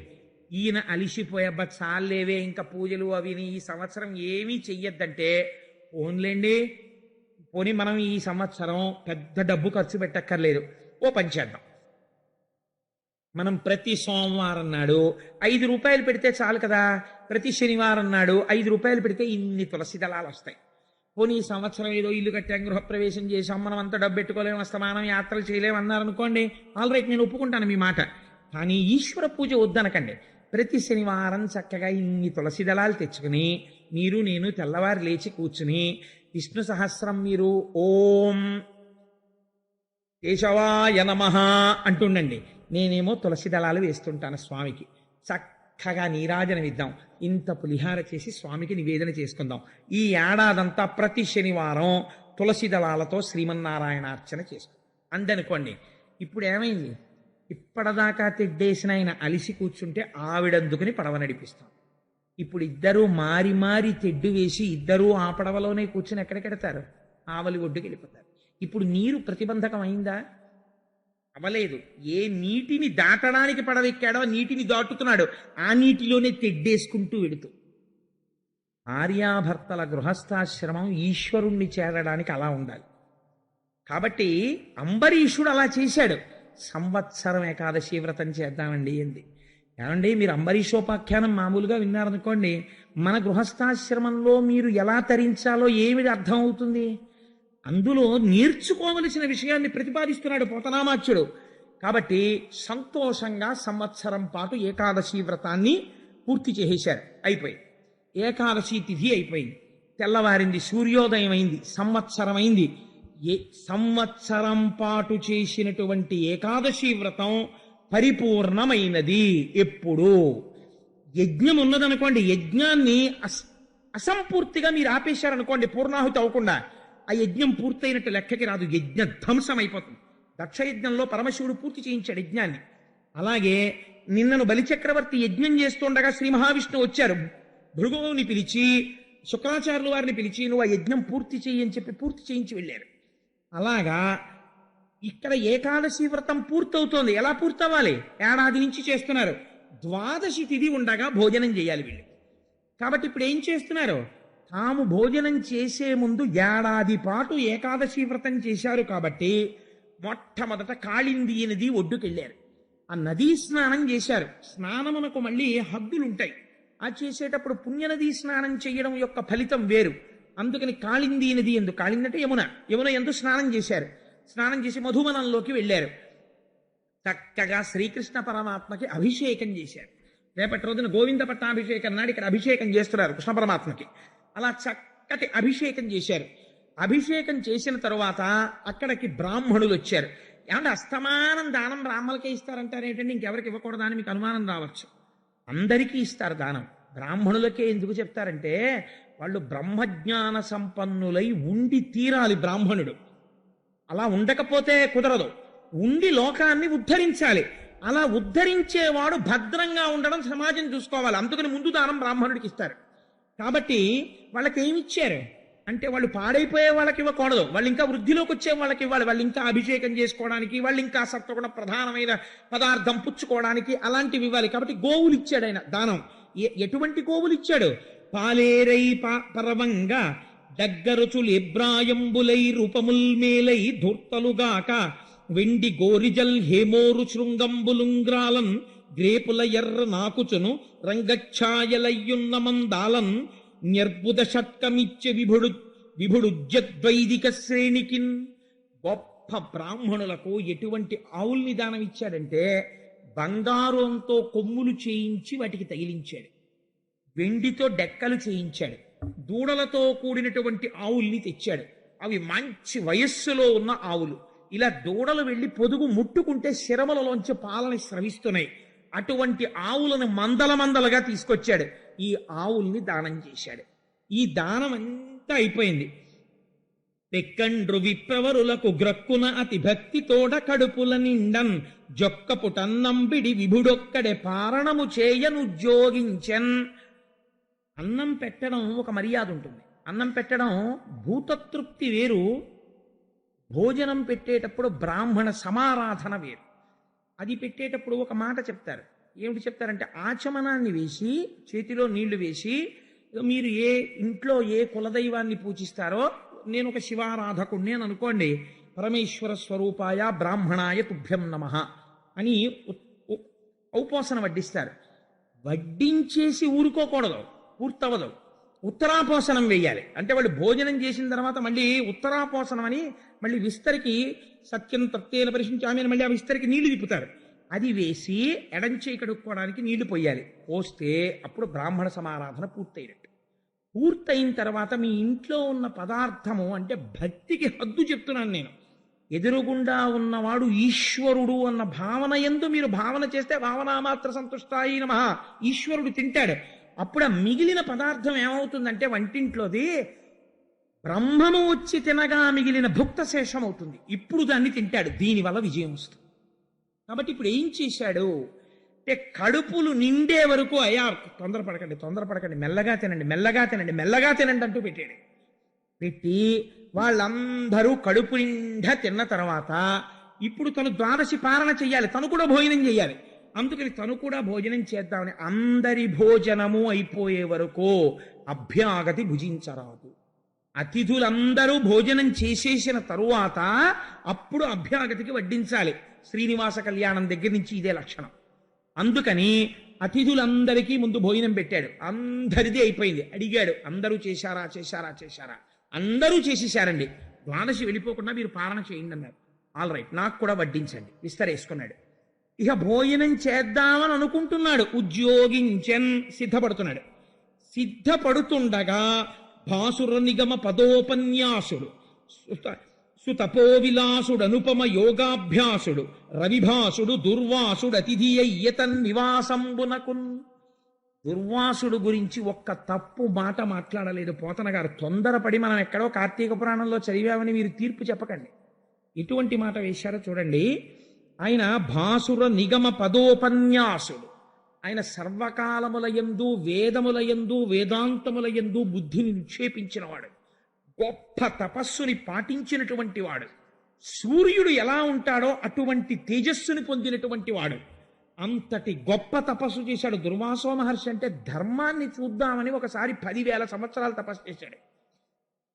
తపస్సు చేస్తే ధర్మము ఆయనకి సాకారంగా కనపడలేదు. దత్తాత్రేయుల వారితో కలిసి చేశాడు. ఆయన కమండలంలో నీళ్లు తీసుకున్నాడు. 10,000 ఏళ్ళు అయింది, నీకు కనపడడానికి ఏమిటి ఇబ్బంది అని పరిగెత్తుకొచ్చాడు ధర్మం. వచ్చి తనతో పాటు ఉన్న పరివారాన్ని చూపించి శపించకయ్యా అంటే ఆయన అన్నాడు, ఈ మాట మర్యాద నీకు ముందు ఉండాలి. తపస్సు చేస్తున్నప్పుడు వస్తే గౌరవిద్దును. నువ్వు రాలేదు కాబట్టి నీళ్ళెట్టుకున్నాక వచ్చావు కాబట్టి నిన్ను చెప్పిస్తున్నాను. 3 జన్మలెత్తు. ఓసారి రాజుగా పుట్టు, ఓసారి ఏదో భయంకరమైనటువంటి రాజ్య పరిపాలన చెయ్యడానికి అర్హత లేని స్థితిలో పుట్టు, ఒకసారి నువ్వు రాజపరిపాలన చెయ్యడానికి వీలు లేనిటువంటి వాడివై కేవలం సలహా చెప్పడానికి పనికొచ్చేటట్టు జన్మలెత్తు అంటే అప్పుడే ధర్మరాజుగా విదురుడిగా అవన్నీ జన్మలెత్తాడు ధర్మదేవత. కాబట్టి దుర్వాసో మహర్షికి గతంలో ఇటువంటి పనులు చేసిన వాడైనా పోతన గారు అలా అనలేదు. ఎందుకు అనలేదు చెప్పండి? ఈ మాటలు ఎందుకు వేయకూడదు పోతన గారు? వ్యాసుడు ఎందుకు వేయకూడదు అంటే ఒక మర్యాద ఉంది ప్రపంచంలో. ఏమిటో తెలుసా అండి? అతిథి అంటే ఈశ్వరుడు మీ ఇంటికి అతిథి రూపములోనే వస్తాడు. వచ్చేటప్పుడు మీరు ఆయన దోషమును విచారణ చేశారనుకోండి, అయ్యా మా ఇంటికి వచ్చి భోజనానికి వచ్చిన వాడు మహానుభావుడు వచ్చాడండి, కానండి ఆయనకి చిన్న అవలక్షణం ఉందండి అన్నారనుకోండి, పోయిందంతే. ఏ ఈశ్వరుడు పరీక్ష పెడతాడు ఆతిథ్యానికి పిలిచినప్పుడు.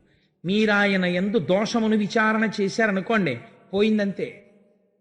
ఎందుచేత దోష విచారణ చేయరాదు. అతిథిగా వచ్చిన వాడు ఈశ్వరుడు వచ్చాడు, నువ్వు గుణమొక్కటే చూడాలప్పుడు. లేకపోతే నీకు ఇక్కడ సంస్కారం ఎలా నిలబడుతుంది పెట్టేటప్పుడు? కాబట్టి ఇప్పుడు ఆయన క్రోధం గురించి నీకెందుకు? అంబరీషుడు ఇలా చూడలేదు దుర్వాసుణ్ణి. వ్యాసుడు ఎందుకు రాస్తాడు? పోతన గారు ఎందుకు అలా రాస్తారు?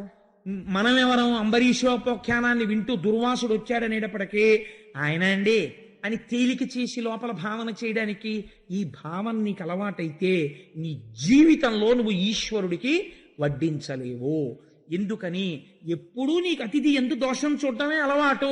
అతిథి ఎందు కేవలము భగవంతుణ్ణి చూసి పొంగిపోతూ భోజనం పెట్టడం నీకు రాదు కనుక. కాబట్టి అంబరీషుడు చూడడు, వ్యాసుడు చూడడు, పోతన గారు చూడరు. అలా వాళ్ళలా ఉండాలనుకుంటే నువ్వు చూడకూడదు. ఎంత నీతి చెప్పారో చూడండి ఆ పద్యంలో. అందుకే ఆ మాటలు ఉండవు. చరిత్ర తెలిసినా ఈ మాట వెయ్యరు. ఈ భావన ఉన్నవాడు కాబట్టి బాబోయ్ ఆయన వచ్చేసాడా, ఒరే ఏడాది పాటు వ్రతం చేశాను రా, ఏం కొంప ముంచేస్తాడో అని అంబరీషుడు అనలేదు. ఈశ్వరుడు వచ్చాడు నా ఇంటికి అన్నాడు. పొంగిపోయాడు. పొంగిపోయి, అయ్యా ఏమదృష్టం, ఉరకరారు మహాత్ములు, నువ్వు శివాంశ సంభూతుడివి, నువ్వు నా ఇంటికి అతిథిగా వచ్చావు, ఏమి భాగ్యం, ఏమి భాగ్యం.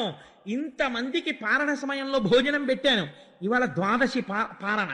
అందుకని మీరు కూడా మహాత్ములు కనుక ముందు వచ్చి మీరు భోజనం చెయ్యాలి. మీరు చేశాక నేను చేస్తాను. మర్యాద చూడండి. అంబరీషోపాఖ్యానం వింటే నేను ఎవ్వరినీ తప్పు పట్టట్లేదు, మీరు బాగా జ్ఞాపకం పెట్టుకోండి. ఉత్తరోత్తర ఇంకా బాగా ప్రవర్తించడానికి ఒక సోపానం చెప్తున్నాను. ఉన్నారు, నాకు తెలుసు చాలామంది. ఒకసారి వింటే రెండోసారి మనం ఇంకొంచెం మెట్టెక్కుదామని తాపత్రయం ఉన్న వాళ్ళు ఎందరో ఉన్నారు. అలాంటి వాళ్ళు ఇంకా పూర్ణత్వం సిద్ధించుకోవడానికి చెప్తున్నానంటే నేనేం విమర్శ చేయట్లేదు ఎవరిని. కాబట్టి తిన్నాడా అంబరీషుడు? తినలేదు. ఎందుకు తినలేదు? దుర్వాసుడు తినాలి, ముందు తిని వెళ్ళాలి. వెళ్ళకపోతే అతిథి పూర్తి చెయ్యనిది లోపల భుక్త శేషం ఎలా అవుతుంది? తను ఎలా తింటాడు? అది అభ్యాగతి, తినకూడదు. కాబట్టి ఆయనకు ఉత్తరాపోసనం ఇస్తే కానీ తను తినకూడదు. కాబట్టి ఇప్పుడు ఏం చేశాడు? తినలేదు. అయ్యా ఇది ద్వాదశి పారణ జరగాలి. కాబట్టి ఇప్పుడు ఏమిటి? మీరు మాకు బ్రహ్మము గురించి చెప్పడమో, మేము వినడమో, మీకు పాద పూజ చెయ్యడమో కాదు. ఎంత తొందరగా మీరు భోజనం చేయాలి, నేను తొందరగా భోజనం చేయాలి. మన ఇద్దరికి ఇప్పుడు ఇదే ధర్మం ద్వాదశి. కాబట్టి మీరు తొందరగా స్నానం చేసి రండి. వస్తే మనిద్దరం మీరు భోజనం చేశాక భుక్త శేషాన్ని నేను తింటాను అన్నాడు. అంటే పాపం అలాగే వస్తానన్నాడు. దుర్వాసో మహర్షి ఒక్క మాట మాట్లాడలేదండి. మీరు చాలా జాగ్రత్తగా గమనించాలి అంబరీషోపాఖ్యానాలు. ఆయనకి తెలియదా ఈ ధర్మం? తెలుసు. ఏడాది పాటు నుంచి చేస్తున్నాడు వ్రతం. కాబట్టి తొందరగా స్నానం చేసి వద్దామని వెళ్ళాడు. ఎక్కడ మాయ కమ్మింది అంటే అసలు అంబరీషోపాఖ్యానంలో ఆయన యమునా నదీ జలాలలో స్నానానికి దిగాడు. దిగి ధ్యానం చేస్తున్నాడు, నీటిలో నిలబడి ఒక్కసారి ఆ ఈశ్వరుణ్ణి స్మరించాడు. దుర్వాసో మహర్షి మహాభక్తుడు, ఈశ్వర ధ్యానమునందు సమయమును మరిచిపోయాడు. అంటే ఆయన భక్తుడా, అంబరీషుణ్ణి ఇబ్బంది పెడదామనుకున్నవాడా? పోతన గారు అలా రాయలేదు, వ్యాసుడు అలా రాయలేదు. నువ్వెవరు మహర్షులని విమర్శించడానికి? అంటే ధ్యానమునందు ఎంత మక్కువ ఉన్నవాడో ఆలోచించు.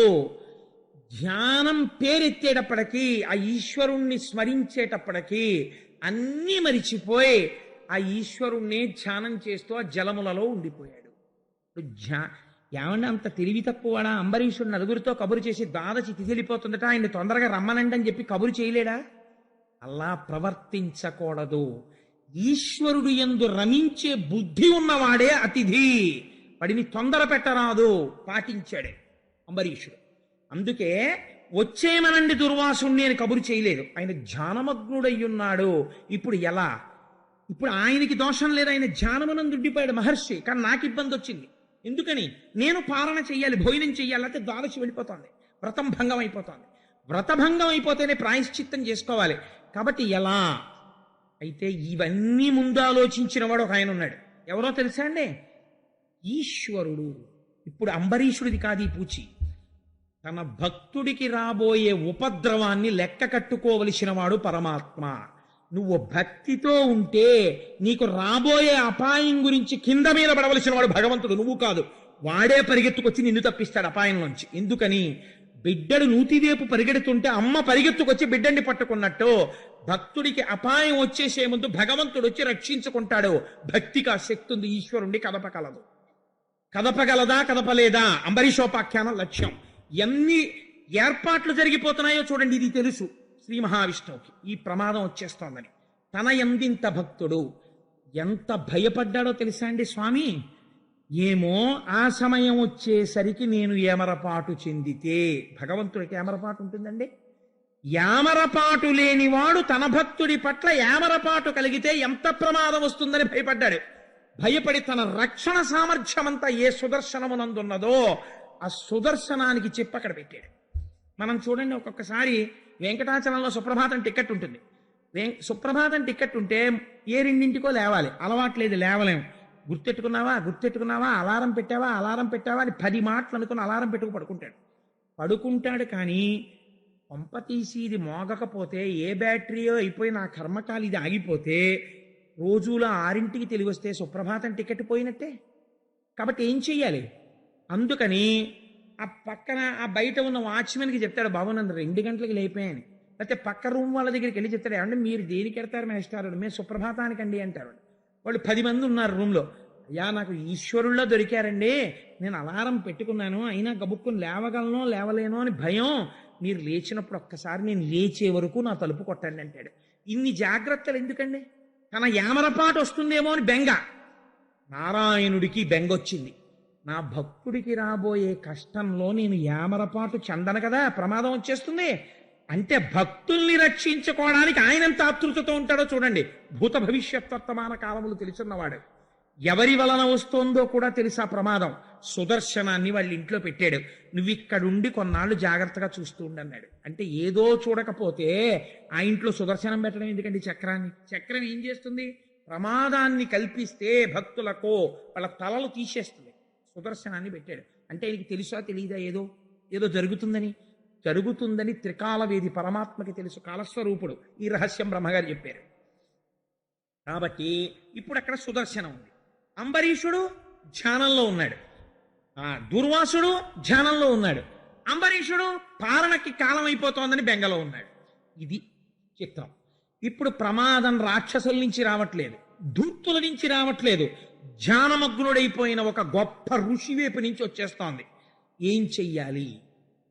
ఎంత ధర్మమో చూడండి. తొందరపడి భోజనానికి రమ్మని ఏమైతే అదైంది, పిలవండి ఒక్కసారని కబురు చేయలేదు. బ్రహ్మమునందు రమిస్తున్న వ్యక్తిని భోజనమునందు తొందర పెట్టలేదు. పెట్టక ఏం చేశాడు?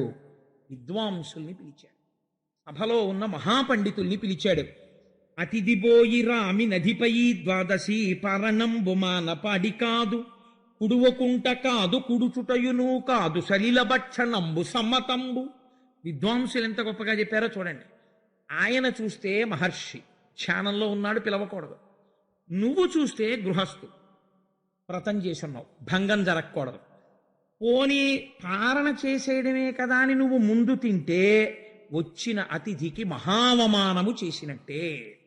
కాబట్టి ఎందుకు ఇంకా ఆతిథ్యం? కాబట్టి తినకూడదు. తినకుండా ఉండాలంటే తిథి దాటిపోతుంది. కాబట్టి ఏం చెయ్యాలి అంటే, కుడుచుటయును కాదు కుడుచుట కూడా కాదు. తిన్నాడా అంటే తినలేదు, తినకుండా ఉన్నాడా అంటే తినకుండానే ఉండలేదు. నీకు మధ్య మార్గం ఒకటి చెప్తాం, సలిలం పుచ్చుకోమన్నారు. అంటే కాసి నీళ్లు తాగు. ఆయన అన్నాడు, చాలా బాగుంది, ఆయనని మాత్రం నేను ఇబ్బంది పెట్టను, నేను కొద్దిగా నీళ్లు పుచ్చుకుంటానంతే. ఆయన తినగా మిగిలిన శేషమే నేను తింటాను. నీటికి ఎప్పుడూ పవిత్రత ఉంటుంది, అందుకని నీళ్ళొక్కటే పుచ్చుకుంటానని నీళ్ళొక్కటే పుచ్చుకున్నాడు. ధర్మశాస్త్రాలు చాలా గహనంగా ఉంటాయి. తమని తాము ఉద్ధరించుకోవాలనుకున్న వాళ్ళు చాలా జాగ్రత్తగా ఉంటారు. కాబట్టి అది అస్తమానం మీకు అవకాశం వస్తుందా? మళ్ళీ ఇలా దుర్వాసుడు వస్తాడా? చెప్పలేం. కాబట్టి ఆ అవకాశం వచ్చినప్పుడు వినియోగించుకోవడంలో గట్టెక్కిపోవడం ఉంది. కాబట్టి ఏం చేశాడు అంటే, నీరు పుచ్చుకున్నాడు. నీరు పుచ్చుకోగానే ఆయన ధ్యానంలోంచి బయటకు వచ్చాడు. ఎంత విచిత్రమో చూడండి. అలా ఎలా జరిగిందంటే, అలా ఎలా బయటకు వచ్చాడంటే మీకు అర్థమైపోతుండాలి. ఎవడో నడిపిస్తున్నాడు దీన్ని. ఎందుకు ఇలా నడిపించడం మీకు తర్వాత తెలియాలి. కాబట్టి ఇప్పుడు వెంటనే ధ్యానంలోంచి బయటకు వచ్చాడు. బయటికి రాగానే ఆయనకేం గుర్తొచ్చిందో తెలుసా అండి? తన ఆకలి గుర్తొచ్చింది. అమ్మా, కడుపు మండిపోతోన్న ఆకలితో అని గబగబా వచ్చాడు. గబగబా ఆకలితో వచ్చిన వాడికి దేని మీద దృష్టి ఉండాలండి? భోజనం మీద ఉండాలి దృష్టి. గబగబా ఎదురొచ్చి అంబరీషుడు అన్నాడు, అయ్యా ద్వాదశి తిథి మీ గురించే చూస్తున్నాను, మహానుభావ రండి రండి రండి రండి, మీరు భోజనం చేసిన తర్వాత నేను చేస్తాను, కూర్చోండి అన్నాడు. ఇప్పుడు అసలు మనస్సు దేని మీద ఉండాలండి? దుర్వాసో మహర్షి భోజనం మీద ఉండాలి. అంబరీషుడు ఇంతకు ముందు ఏమైనా తినేసి ఉంటాడా? తినకుండా ఉంటాడా? ఒక మహర్షి యొక్క చిత్తము ఇంత లేకిగా ఆలోచిస్తుందా అంటే, ఇలా లేకిగా ఆలోచించేటట్టుగా ఒకడు చేస్తున్నాడు. ఎందుకు చేస్తున్నాడు? మీరు విందురుగాని తర్వాత. కాబట్టి ఇప్పుడు ఏం చేశాడు? అది ఆలోచించాడు. ఈయన తినేశాడా తినకుండానే పెట్టాడా అని ఆలోచించాడు. ఆలోచిస్తే నీళ్లు తాగాడు అని లోపల తెలుసుకున్నాడు. తెలుసుకోగానే కోపం వచ్చింది. అంటే నువ్వు అతిథిని అమర్యాద చేశావు పిలిచి. కాబట్టి ఇప్పుడు ఏం చేశాడు? పెటపెట పండ్లు గీచును భీకరుడై కనుగ్రేవ నిప్పుకల్ పొటపొటరాల గండములు పొంగ మునీంద్రుడు హుంకరించుచున్ జట మొదలంటగా పెరికి చక్కన దానన కృత్యనాయుధో ఆయుధోత్కటవల మానహస్తయుతగానరించ నయించ రాజుపై. ఒక పక్క లోపల ఆకలి, ఒక పక్కన అతిథిగా పిలిచి అవమానించాడనేటటువంటి దుఃఖ, రెండూ కలిసిపోయాయి. అంత చవకబారు వాళ్ళ కనపడ్డాను రా నీకు నేను.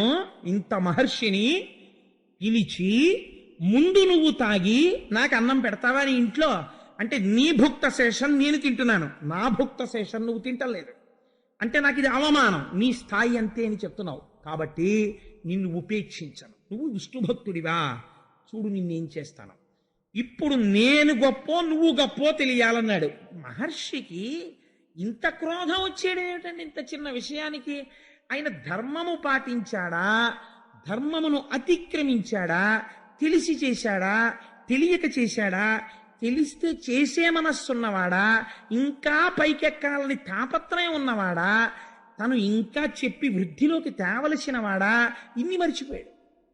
ఇన్ని మరిచిపోయి కేవలం నీళ్లు తాగాడని కోపం పెట్టేసుకున్నాడు. కోపం పెట్టేసుకుని చేతిలోకి నీళ్లు తీసుకుని ఒక జటను ఒక దాన్ని సమూలంగా పెరికాడు. ఆ జటాజూటంలోంచి దాన్ని నేలకేసి కొట్టాడు. అందులోంచి ఒక భయంకరమైన కృత్యుని సృష్టించాడు. కృత్య అంటే ఆయన ఏం చెప్తే దాంతో ఆకలి తీర్చుకుంటాడు. ఎంత భయంకరమైన పని చేశాడో చూడండి. నీవు భస్మమైపోదువుగాక అంటే వేరులో ఉండేది. తన కళ్ళ ముందు కృత్య తినేయాలంతే. అంటే తను తినకుండా పెట్టాడు కాబట్టి కృత్య ఆయన్ని తింటుంటే తను చూడాలి. ఇంత వ్యగ్రతకి వెళ్ళిపోయింది దృష్టి. అంటే హద్దులేని క్రోధమునకు వెళ్ళిపోయాడు. ఇప్పుడు ఈ కృత్యని ప్రయోగించాడు. అది కూడా ఎలా ఉంది, చేతిలో భయంకరమైన శూలం పట్టుకొని ఆకలితో అది ఎగురుతుంటే భూమి గోతులు పడింది. కాలానల సన్నిభయై శూలాయుధ హస్త యగుచు సురసురసృక్కన్ నేల పదంబుల త్రొక్కుచు వాలి మహాకృత్యమనుజవల్లభుచేరెన్. భయంకరమైన క్రోధంతో గెంతులేస్తూ శూలం పట్టుకుని వెళ్ళి అంబరీషుడి మీద పడింది ఆ కృత్య. సంతోషిస్తున్నవాడెవరు? దుర్వాసుడొక్కడే. బాధపడుతున్న వాళ్ళు ఎంతమంది? తాను బ్రాహ్మణుడయ్యుండి అవతల వారి యొక్క స్థితిని గమనించకుండా నిష్కారణమైన కోపం పెంచేసుకుంటున్నాడు.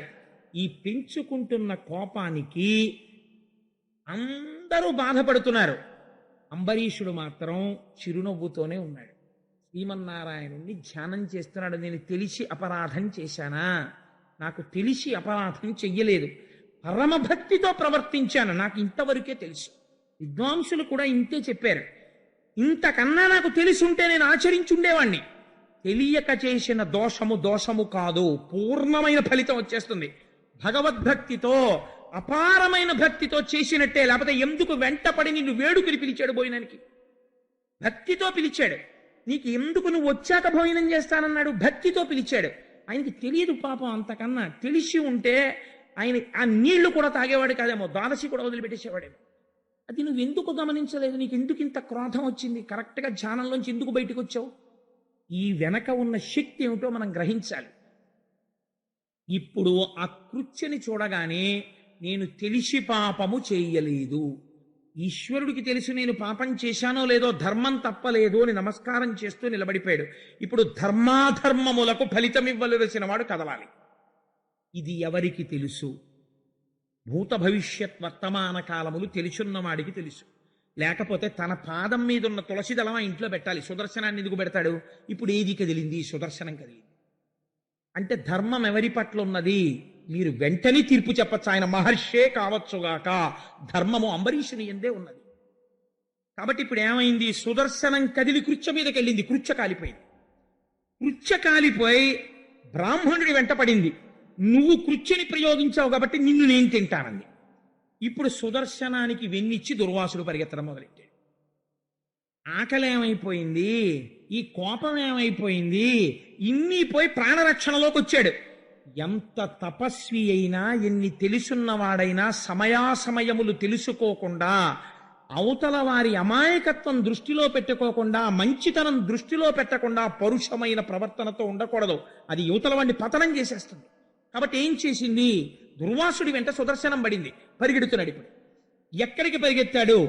భువిదూరు అబ్ధిజర అబ్దుల్ సొచ్చు నుద్వేగియై దివిప్రాకం దివిప్రాకు దిక్కులకు పో దిక్వీధులన్ బోవు చిక్కి వెసంగ్రుంకిన క్రుంకు నిల్వ నిలుచున్ క్రీడింప క్రీడించు ఒకవడిన్ తపసు వెంటనంటి హరి చక్రంబన్య దుర్వక్రమై. దుర్వాసో మహర్షికి ఒక వరం ఉంది. ఆయన అన్ని లోకాలలోనూ తిరగగలడు. తపస్సు చేత సాధించాడు దాన్ని. అందుకని ఇప్పుడు ఏం చేశాడు? ఆ వరాన్ని చేత్తో పట్టుకుని సముద్రంలోకి దూరిపోయాడు. చక్రాయుధం కూడా సముద్రంలోకి దూరిపోయింది. మీకు వెంటనే ఒక అనుమానం రావచ్చు, ఏంటంటే అంత స్లోగా పెడుతుందా చక్రం? అదేమిటి దుర్వాస తలకాయ టకేలను కొట్టేయలేదా అని. విన్నిచ్చి పరిగెడుతున్నంతసేపు మర్యాద ఉంటుంది ఆయుధాలకి. అది శ్రీమన్నారాయణుడి ఆయుధం. విన్నిచ్చిన వాళ్ళని నరకదు. అందుకని వెనకాల వస్తోంది, రొమ్మిస్తే కొడదామని. ఈయన సముద్రంలో దూరాడు, అది దూరింది. ఈయన ఆకాశంలోకి ఎక్కాడు, అది ఎక్కింది. ఈయన నిలబడ్డాడు, అది నిలబడింది. ఈయన ఇది ఎక్కడ గొడవడా అని ఇలా తలకొట్టుకున్నాడు. అది ఓసారి ఇలా కదిలేదు. క్రీడింప క్రీడించు. ఈయన ఆడుకున్నట్టుగా ఉంటే అది ఆడుకున్నట్టుగా ఉండేది. ఈయన దాహం తీర్చుకోవడానికి నీళ్లు తాగితే అది కాసేపు ఆగేది. ఈయన మళ్ళీ పరిగెడితే మళ్ళీ పరిగెత్తేది. ఈయన ఎక్కడికి వెళ్ళినా దాన్ని తప్పించుకోలేకపోయాడు. ఈశ్వరుడు బుద్ధి చెప్పడం మొదలుపెట్టాడు. కాబట్టి ఏమైంది? పరిగెత్తి పరిగెత్తి పరిగెత్తి బ్రహ్మలోకానికి వెళ్ళాడు. బ్రహ్మగారు ఎంత చతురతతో చెప్పాడో తెలుసా అండి? అయ్యయ్యో మహర్షి, ఎంత కష్టం వచ్చిందిరా, అంబరీషుడి జోలికి వెళ్ళావా? భక్తి అన్నిటికన్నా గొప్పది. ఆ భక్తి ఎన్ని తప్పులైనా సరే సరిపెట్టేస్తుంది. మీరు కూడా ఆ విశాల హృదయంతోనే ఉండాలి తప్ప, వాళ్ళ మంచికి చెప్పాలి తప్ప భక్తుల్ని అవమానించరాదు. కాబట్టి ఏమైంది? ఎంత పని చేశావురా, మహర్షిని కదా అని అంబరీషుడి మీదకి సుదర్శనాన్ని ప్రయోగించేశావా? నాన్న నీకొక్క విషయం చెప్తాను విను. బ్రహ్మగారు కదా ఇప్పుడు ఉపదేశం చేస్తుంటాడు. అందుకని భగవంతుడు 2 రూపాలతో ఉంటాడు. ఒకటి అంతటా పరివ్యాప్తమై ఉంటాడు, సాకారము అదే పొందుతుంది. 2 కాల రూపంలో ఉంటాడు. కాల రూపంలో ఉంటాడని బ్రహ్మగారు చెప్పడంలో రహస్యం ఏమిటి? రాబోయే కాలంలో జరిగేది ఆయనకి తెలుసు. అలా తెలుసున్నవాడెవడో వాడు వైకుంఠంలో కూర్చున్నాడు సాకారంగా. ఇప్పుడు కాళ్ళు అట్టుకోవాలంటే కాళ్ళు దొరికేది అక్కడే దొరుకుతాయి. అంతటా నిండిన వాడికి కాళ్ళు ఎక్కడున్నాయో ఎవరికి తెలియదు, బ్రహ్మజ్ఞాని పట్టుకోవాలి. అంతటా నిండిన వాడిని ఉపాసన. అందుకని నువ్వు ఇప్పుడు కిందకి దిగిపోయావు కాబట్టి అక్కడికి పరిగెత్తి ఆయన కాళ్ళు అట్టుకో. ఎందుకో తెలుసా? ఏ మహానుభావుడి కనుకొలుకులు ఎర్రబడితే నా బ్రహ్మస్థానం ఊడిపోతుందో, ఈ సత్యలోకం ఆగిపోతుందో, వాడి జోలికి నేను వెళ్ళలేను, ఆ చక్రాన్ని నేను ఆపలేనన్నాడు. ఎందుకంటే అలా అనడం అంటే ఇదో వెర్రి. అక్కడ తప్పు చేసి ఇక్కడికి వెడితే తగ్గుతుంది అనుకోవడం. బ్రహ్మ, విష్ణువు, శివుడు ఒక బ్రహ్మము 3గా ఉంటుంది. ఆయన బుద్ధి చెప్పాలనుకుంటే అది వీళ్ళిద్దరికీ కూడా తెలిసిపోతుంది వెంటనే. ఈయన వరం ఇస్తే ఆయనకి తెలిసిపోతుంది, అరే నువ్వు వరం ఇచ్చావని తెలియదు, నువ్వు అలాంటి వరాలు ఇచ్చావని.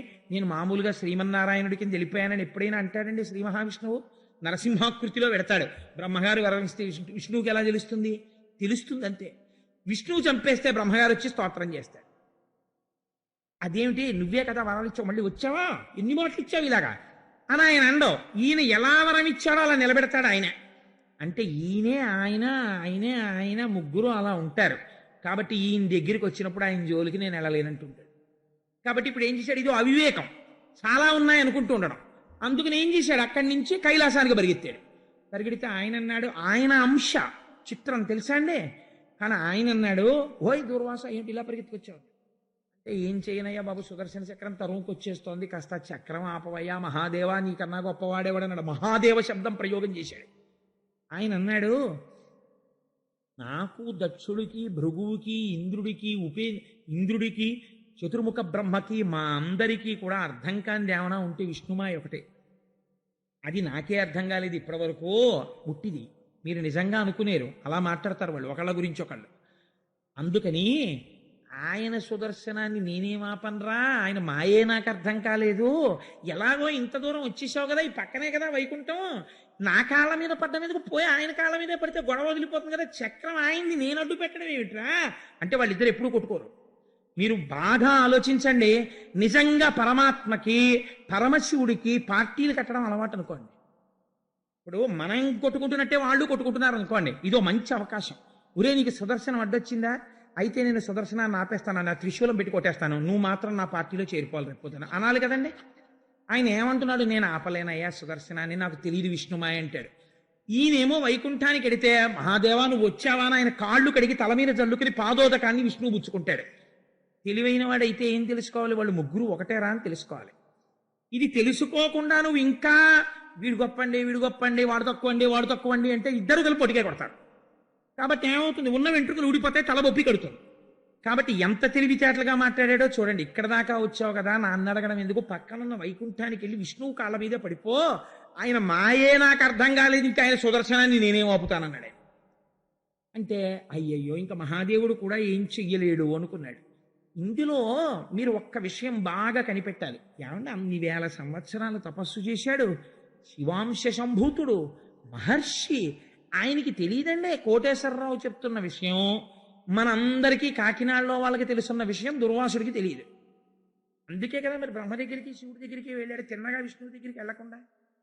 కాబట్టి మరి ఇదేమిటంటే అంత తపశ్శక్తి చేసిన వాడిది దొంగ సర్టిఫికేటా అంటే ఏం తెలీదా? ఎందుకు వచ్చింది మరి ఇలాగా శివరవీంద్రుగా? కాబట్టి ఏమైంది, పరిగెత్తాడు, మళ్ళీ వైకుంఠానికి వెళ్ళి ఈసారి ఏం చేశాడు అంటే ఆయన చక్కగా లక్ష్మీదేవితో క్రీడిస్తూ ఒక పాంపు మీద కూర్చుని ఉన్నాడు. వెడుతూనే స్తోత్రం చేస్తూ శ్రీమన్నారాయణుడి యొక్క పాదముల మీద పడిపోయి 2 కాళ్ళు 2 చేతులతో గట్టిగా పట్టుకుని పాదాల మీద శిరస్సు పెట్టి లేవడం మానేసి అలా ఉండిపోయాడు. అసలు ఇంకా మాట్లాడడం లేవడం. అప్పుడు ఆయన అన్నాడు, ఏమిటయా ఇలా పడిపోయావు, లే ఏమైందన్నాడు. ఇదో చిత్రమైన ప్రశ్న ప్రపంచంలో. ఆయనకి తెలియదండి.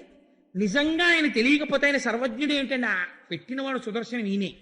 సుదర్శనం కదిలింది, తరుంకొస్తోంది, బయట అదే నించుంది, అందుకే ఇంత వెలుతురు, ఈయన అందుకే పరిగెత్తుకొచ్చాడని ఏమీ తెలియని వాళ్ళ.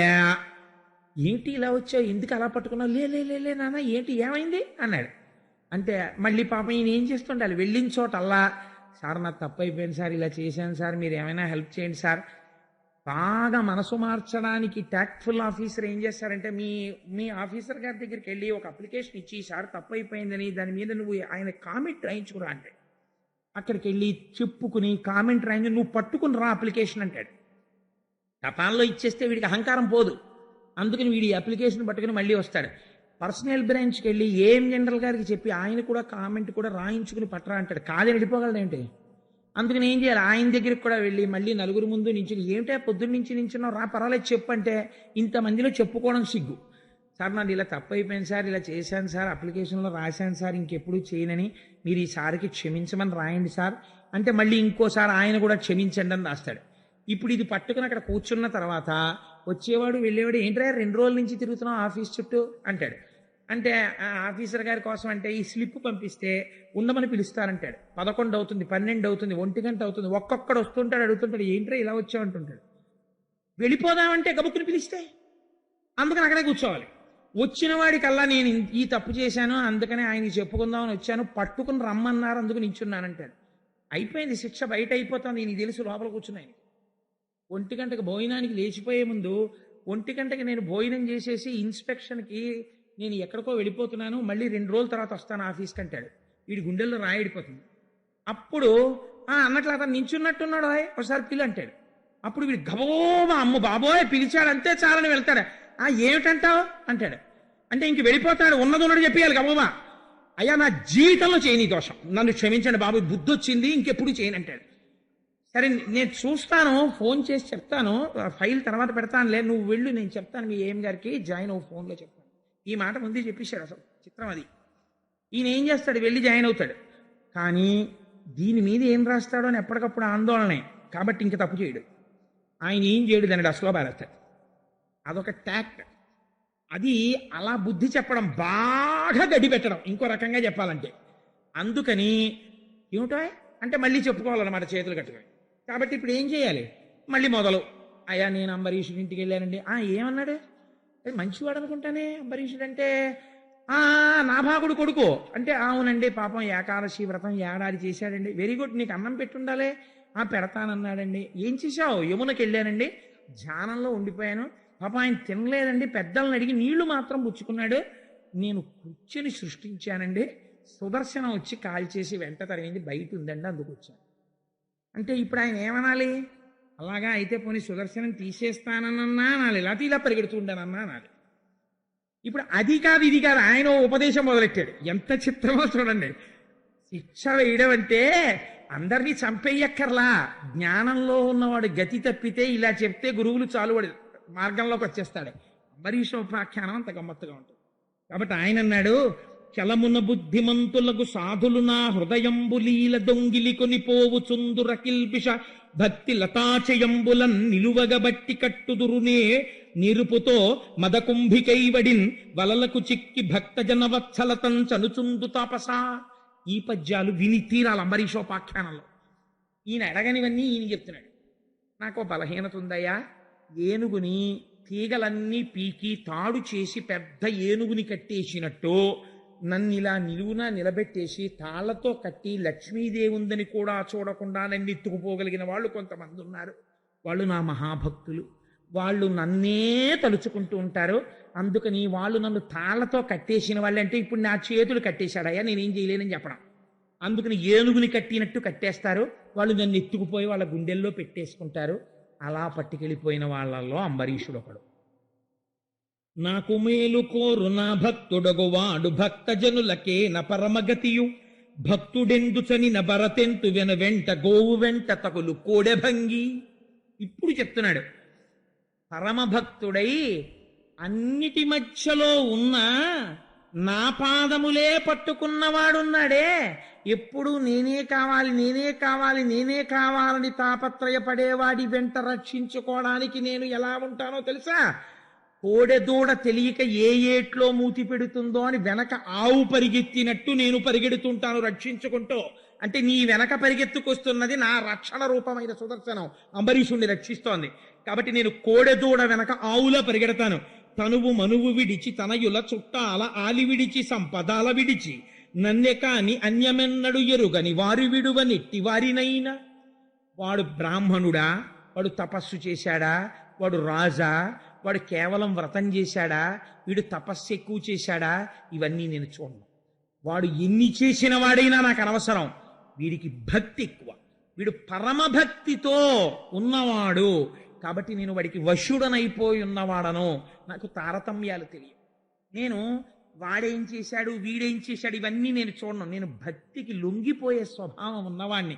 అందుకని ఇప్పుడు నా యందు అపారమైన భక్తితో ఎవడుండి భార్యతో ఉన్నా భార్యని పట్టించుకోలేదో, అంతఃపురంలో ఉండి అంతఃపురాన్ని పట్టించుకోలేదో, రాజ్యమునందుండి రాజ్యముతో మమేకము కాలేదో, బిడ్డలతో ఉండి బిడ్డలతో మమేకము కాలేదో, అన్నిటితో ఉంటూ అన్నిటినీ విడిచి నన్ను పట్టుకున్నాడో అటువంటి వాణ్ణి నేను పట్టుకుంటాను.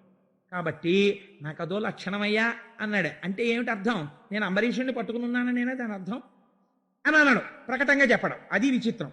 చెప్పి సాధుల హృదయము నాయది, సాధుల హృదయంబు నేను, జగములనెల్లం సాధుల నేనెరంగుదు, సాధులెరుంగుదురు నాదు చరిత్రము విప్రా.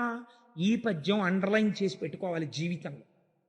ఈ జగత్తులో ప్రపంచంలో ఎక్కడైనా సరే అడిగితే ఇవ్వనన్నవాడు, అవతల వాళ్ళ యొక్క దోషమును మన్నించగలిగిన వాడు, ఈ రెండు లక్షణములు ఉన్నవాడు సాధు పురుషుడు. తపస్సు చేత లేకపోతే చదువుకున్న పుస్తకాల చేత కాదు, అటువంటి విశాల హృదయం ఉన్నవాడెవడో వాడు సాధు పురుషుడు. అటువంటి సాధు పురుషుడు ఎక్కడున్నా వాడు నాకు తెలుసు. నేను ఎప్పుడూ వాడి గుండెల్లో ఉంటాను. అందుకని వాడి గుండెలే నా ఇల్లు. వాడు ఎక్కడ ఉన్నా నేను వాడితోనే ఉంటాను, వాడి ఇంట్లో ఉంటాను, వాడి గుండెల్లో ఉంటాను, వాడు నేనుగా ఉంటాను. అందుకని నాకు వాడు, వాడికి నేను ఎప్పుడూ దూరంగా లేం. దారుణీసురులకు తపము విద్యయు రెండు ముదము చేయుచుండు ముదముతోడ, దుర్వినీతులైన దుర్జనులకు వారికి వియుకీడు చేయకుండా ఎలా ఉండు. ఎటువంటి ప్రశ్న వేశాడో చూడండి. ఈ ప్రశ్న చాలు. ఏమయ్యా, నువ్వు బ్రాహ్మణుడవు, తపస్సు చేశావు, కొన్ని వేల ఏళ్ళు తపస్సు చేశావు. ఎంత తపస్సు చేస్తే ఎవడికి కావాలి? నువ్వు ఎన్ని గొప్ప పనులు చేస్తే ఎవడికి కావాలి? అవతల వారిలో ఉన్నటువంటి అమాయకత్వాన్ని క్షమించగలిగిన విశాల హృదయము నీకున్నదా? అవతల వాడి కష్టమేమిటో తెలుసుకోగలిగిన లక్షణము నీ ఎందున్నదా? లేదు. నీకెప్పుడూ పక్కన ఒక లక్షణం ఉండిపోయింది. ఏమిటా లక్షణం? కోపం. చిన్న అమర్యాద జరిగితే అవతల వారి వలన ఇది ఎందుకు జరిగిందో అని ఆలోచించవు. ద్వాదశి వెళ్ళిపోతోందని నీళ్లు తాగాడని ఆలోచించలేదు. కోపపడిపోయి కృత్యుని సృష్టించావు. కాబట్టి నువ్వు దుర్నీతిని పాటిస్తున్న వాడివి. అట్లాంటి వాడికి ఎంత తపస్సు ఉన్నా, ఎంత జ్ఞానమున్నా అవి నిరంతరము అస్తస్తమానము భ్రష్టములవుతూ ఉంటాయి. కష్టములను పొందుతాడు, జ్ఞాపకం పెట్టుకో. కాబట్టి ఈ విశాల హృదయము నీకు రాలేదు. కాబట్టి కీడు చేయకుండా ఎలా ఉండు? నీకు కీడు చెయ్యకుండా ఎలా ఉంటాయి అంటే, ఇప్పుడు ఈ కీడు ఎక్కడి నుంచో వచ్చింది, ఇంతకుముందు నుంచే. కాబట్టి ఆ స్థానాన్ని నువ్వు ఒకసారి వెతికి పరిశీలన చేసుకో. అంటే దిద్దవలసింది అంబరీషుణ్ణి కాదు, నిన్ను నువ్వు దిద్దుకోవాలి ముందు. కాబట్టి ఏం చేస్తావో తెలుసా? అదిపో బ్రాహ్మణ నీకును సదయుడు నాభాగసుతుడు, జన వినుత గుణాస్పదుడిచ్చు అభయమాతనిమది సంతతపరచి వేడు మాశరణంబున్. మహాసాధు అయినటువంటి వాడు కాబట్టి పొరపాటు చెప్పగానే ఒప్పుకుని ఆశీర్వచనం చేసేస్తాడు తప్ప పట్టుపట్టే లక్షణం ఉండదు. సాధు పురుషుడికి అట్లా చేశావు, నేనెలా క్షమిస్తాను? సాధువు అంబరీషుడు పట్టుపట్టడం. కాబట్టి ఈ శరణాగతి ఏదో అంబరీషుడి దగ్గరికి వెళ్ళి ఆయన కాళ్ళు పట్టుకోవాలి. ఎటువంటి శిక్ష వేశాడో చూడండి. ఇప్పుడు పరుగున వెళ్ళి సింహాసనం మీద కూర్చుని, అయ్యో దుర్వాసో మహర్షి భోజనం చేయలేదని తాను అప్పటికీ భోజనం చేయకుండా కూర్చున్నాడు అంబరీషుడు. ఇది ఆయన ధర్మం అంటే. అప్పటికీ భోజనం చేయకుండా విచారవదనంతో కూర్చున్న అంబరీషుడి పాదాల మీద పడిపోయాడు. పడిపోయి గట్టిగా పాదాలు పట్టుకుని, మహానుభావ, నువ్వే నన్ను రక్షించాలి ఈ సుదర్శన చక్ర ధారల నుండి అన్నాడు. అంటే అయ్యయ్యో అదేమిటంటే సిగ్గుపడ్డాట అంబరీషుడు. ఎందుకో తెలుసా అండి, ఇంతటి మహాత్ముడు నా వలన క్రోధమును పొంది ఇన్ని కష్టాలు పడి నా కాళ్ళు పట్టుకున్నాడు, ఆయన నా కాళ్ళు పట్టుకోవడమా అని సిగ్గుపడ్డాట. ఎంత గొప్ప మనస్సో చూడండి అంబరీషుడు. ఇది భక్తి. ఎక్కడొచ్చింది మనస్సు? తపస్సు చేత కాదు, గృహస్థాశ్రమంలో ఉండి తాను ఇంకా భక్తితో ఉండాలి, ఇంకా భక్తితో ఉండాలని సాధన చేస్తున్న హృదయంలోంచి వచ్చింది భక్తి. కాబట్టి ఏమైంది అంటే ఆయన వెంటనే లేచి సుదర్శన చక్రాన్ని ప్రార్థన చేశాడు. సుదర్శన చక్రానికి చేసినటువంటి ప్రార్థన వింటే మనని తరువుకొస్తున్నటువంటి దురితముల నుంచి మనం కాపాడబడతాం.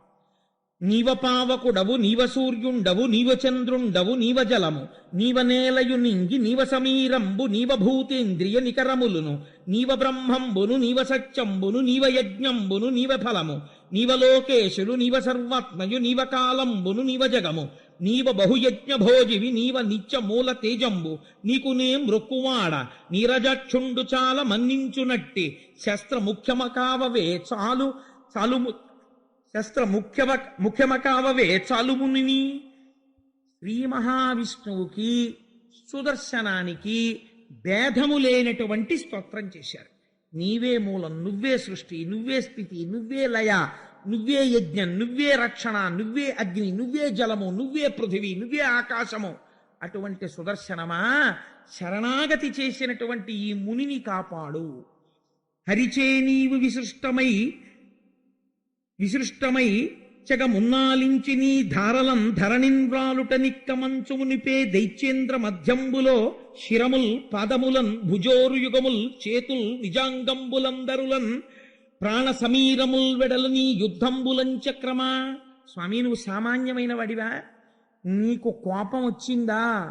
యుద్ధంలో అరివీర భయంకరులైనటువంటి రాక్షసుల యొక్క చేతులు, కాళ్ళు, గుండెలు ముక్కలుగా తెగ నరికినటువంటి వాడివి. రాత్రి వేళ రాక్షసులు భార్యతో పడుకుని ఉండగా నిద్రలో నీవు కలలోకి వస్తే తెల్లవారేటప్పటికి రాక్షసుని భార్య మెడలో మంగళసూత్రముని తీసేస్తాడు, అంటే వాడు మరణిస్తాడు. అటువంటి తేజో విరాజితవు స్వామి. నీ పరాక్రమాన్ని ఎవరు అడ్డగలరు? నిన్ను ఎవరు ఆపగలరు?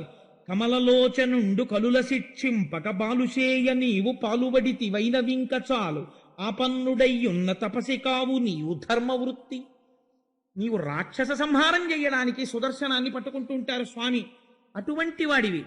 ఆయన చేత అటువంటి పనులకు వినియోగింపబడుతుంటావు. ఇవాళ మహర్షి శరణాగతి చేశాడు. బ్రాహ్మణుణ్ణి చంపడమా? మునిని కాపాడు అని ఇప్పుడు ఒట్టు పెడుతున్నాడు. చూడండి అంబరీషుడి యొక్క గొప్పతనం ఇది. ఏమన్నాడో తెలుసా అండి? ఏ నమస్కరింతు ఇంద్రశాస్త్రమ ధూమకేతువునకు, ధర్మసేతువునకు, విమల రూపమునకు, విశ్వగోపమునకు, చక్రమునకు, గుప్త చక్రమునకు నమస్కారం చెయ్యడం అంటే అది. 5 జ్ఞానేంద్రియాలు, 5 కర్మేంద్రియాలు, బుద్ధిస్థానమైన శిరస్సు 11ంటిని మీ పాదముల దగ్గర విడిచిపెట్టామని వదిలిపెట్టడం, అవతల వారి శరోర అధోభాగమనందున్న పాదములకు శిరస్సు తాటించడం శరణాగతి. అందుకని శరణాగతి చేసి నిలబడ్డాడయా, నేను నీకు శరణాగతి చేస్తున్నాను. ఓ చక్రమా, నువ్వు ఇంద్రాది శత్రువుల యొక్క మదములను అణచగలిగినటువంటి దానివి. ఈ లోకము యొక్క యథార్థమైన రూపమును మరుగుపరచి జగత్తుగా కనపడేటట్టు మాయ చూపించగలిగినటువంటి దానివి. విశ్వగోపమునకు ఈ విశ్వమును రక్షించగలిగినటువంటి దానివి. అటువంటి చక్రమా నీకు నమస్కారం. విహిత ధర్మమందు విహరింతునేనియో ఇష్టమైన ద్రవ్యమిత్తునేని, ధరణిసురుడు మాకు దైవతంబగునేని, విప్రునకు శుభము వెలయుగాక. కోరిన వాళ్ళకి నా దగ్గర ఉన్నది లేదనకుండా నేను ఇచ్చిన వాడనైతే, నేను ఎప్పుడూ ధర్మము తప్పకుండా ప్రవర్తించిన వాడనైతే, నేను చేసిన పూజలకు శ్రీ మహావిష్ణువు సంతోషమును పొందిన వాడైతే, నీవు ఈనాడు మహర్షిని సంహరించాలని ఉద్యుక్తతను పొందుతున్న దానివి ప్రశాంతతని పొంది, శాంతిని పొంది నీ యథాస్థానమునకు మరలిపోదువుగాక. తను చేసిన తపస్సునంతటినీ ఒట్టు పెట్టాడు దుర్వాసుని రక్షించడానికి. ఉత్తర క్షణం ప్రశాంతతని పొంది సుదర్శన చక్రం వైకుంఠానికి వెళ్ళిపోయింది.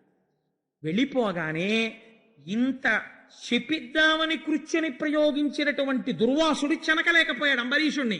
సరికదా ఒక మాట అన్నాడు, ఆహాహాహా, ఎందుకురా ఇన్ని వేల ఏళ్ళు తపస్సు చేశాను, గృహస్థుగా ఉంటూ నువ్వు పొందిన దాన్ని నేను పొందలేకపోయాను. ఒక మాట ఇవ్వని పేరు కర్ణములలో వయ్యారమై సోకినన్ సకలాగంబులు పల్లవించి తొలుగన్ సంభ్రాంతితో అట్టి సత్సుకరున్ మంగళతీర్థపాదు హరి విష్ణుం దేవదేవేషు దారకలంక స్థితి కొల్చు భక్తులకు ఏ దడ్డంబు రాజగ్రణి. ఆ శ్రీ మహావిష్ణువు యొక్క నామము ఒక్కసారి జీవితంలో ప్రీతితో చెప్పినా, ఆ శ్రీమన్నారాయణ పాదములకు నమస్కరించినా వారిని ఏ కష్టములు అడ్డవు. అటువంటి మహానుభావుడివి, నిరంతరము శ్రీమన్నారాయణ స్మరణ చేసేవాడివి. నీ వైభవం ఏమిటో నేను ఇవాళ చూశాను.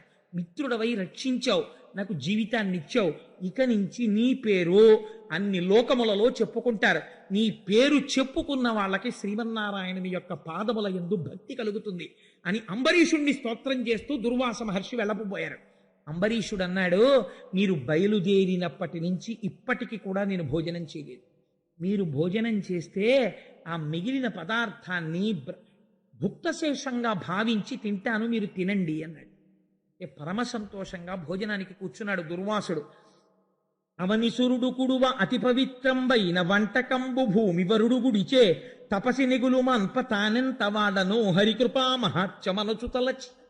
ఏమి పద్యం అండి ఈ పద్యం! నిజంగా గృహస్థు యొక్క ధర్మాన్ని నిట్ట నిలువున నిలబెడుతుంది. అవనిసురుడు కుడువ అతి పవిత్రంబైన, ఇంటికొచ్చినటువంటి బ్రాహ్మణుడు కుడిచి వెళ్ళిన తర్వాత పవిత్రమైంది మిగిలిన అన్నం అన్నట్ట అంబరీషుడు. నేను బుద్ధి చెప్తే బతికినవాడు అనలేదు. ఏమి భక్తి అండి, ఏమి వినయం అండి నిజంగా అంబరీషుడిది అని. అప్పుడు వంటకంబు భూమి వరుడు గుడిచే, ఆ మిగిలిన అన్నాన్ని అంబరీషుడు తిన్నట్ట. తింటే దుర్వాసుడు సంతోషంగా వెళ్ళిపోతే కొంతమంది వచ్చి అన్నారు, మహానుభావ ఏమి గొప్పవారండి, దుర్వాసుడంతటి వాడి మదం అనిచ్చారు మీరు అన్నారు. ఆయన అన్నారు, తప్పు తప్ప ఆ మాట అనకండి. నేనా రక్షించిన వాడిని, మహానుభావుడు దుర్వాసుడు. అటువంటి మహాత్ముడిని నేను రక్షించడం ఏంటి? నేను కాదు రక్షించింది, హరికృపా మహాత్మ్యమునుచు తలచి. ఇది శ్రీమన్నారాయణుడి యొక్క కృపాకటాక్షం. నన్ను రక్షించాడు, ఆయనకి పాఠం చెప్పాడన్నాడు. ఇక్కడ నేను ఒక్క మాట చెప్పాలి. ఇలా ఎందుకు దుర్వాసుడు ప్రవర్తించాడు? ముందే సుదర్శనాన్ని శ్రీమన్నారాయణుడు ఎందుకు పెట్టాడు? ధ్యానం చేస్తున్న వాడికి ద్వాదశి వెళ్ళిపోయే సమయంలో ఎందుకు ఒక్కసారి బహిర్ముఖుడయ్యాడు? దీనికంతటికీ కారణం ఏమిటో తెలుసా అండి? ఆయనకి జన్మతః ఒక లక్షణము వచ్చేసింది దుర్వాసో మహర్షి. అది ఎందుచేత అంటే, ఈ ప్రపంచంలో అందుకే తల్లి స్త్రీ కడుపుతో ఉంటే ఒక మాట చెప్తారు, భాగవతం వినమ్మా, కృష్ణలీలలు విను అని చెప్తారు. దశమస్కంధం వినమంటారు. రేపటి నుంచి ప్రారంభం, ఏకాదశి కాబట్టి దశమస్కంధం పరమ పవిత్రమైన ఆఖ్యానం ఇంకక్కడి నుంచి. అందుకని ఆ దశమస్కంధం వింటే పరమ జ్ఞాని తేజోవంతుడు కడుపులో ఊపిరి పోసుకుంటాడు. కానీ దురదృష్టవశాత్తు పరమశివాంశతో దుర్వాసో మహర్షి అనసూయాదేవి గర్భంలోంచి జన్మించే ముందు ఒక హైహయుడనబడేటటువంటి ఒక రాజు వ్యగ్రతని కల్పించాడు. ఆ అమ్మ కడుపులోంచి బయటికి రావడంలో రాజు కల్పిస్తున్నటువంటి ప్రతిబంధకాన్ని చీల్చుకుని రావడం కోసం అపారమైన కోపంతో పుట్టాడు దుర్వాసో మహర్షి. పుడుతూనే కోపంతో పుట్టాడు. ఆ కోపముల యొక్క ధాటికి హైహేయుడు భస్మమైపోయాడు. కానీ అది ఉండిపోయింది జన్మలక్షణంగా. ఈ లక్షణాన్ని గెలవలేకపోయాడు. దానికి కారణం ఏమైంది, ఎంత దూరం వెళ్ళిందో తెలుసా అండి? అందుకే భాగవతంలో ఈ కథకి పరిపూర్తి రావాలంటే బ్రహ్మవైవర్త పురాణాన్ని దేవీ భగవతాన్ని కలుపుకోవాలి. బ్రహ్మవైవర్త పురాణంలో ఒక రహస్యం చెప్తారు. మహానుభావుడు దుర్వాసో మహర్షికి ఎవ్వరూ పిల్లనిచ్చేవారు కాదు, కోపిష్టివాడని.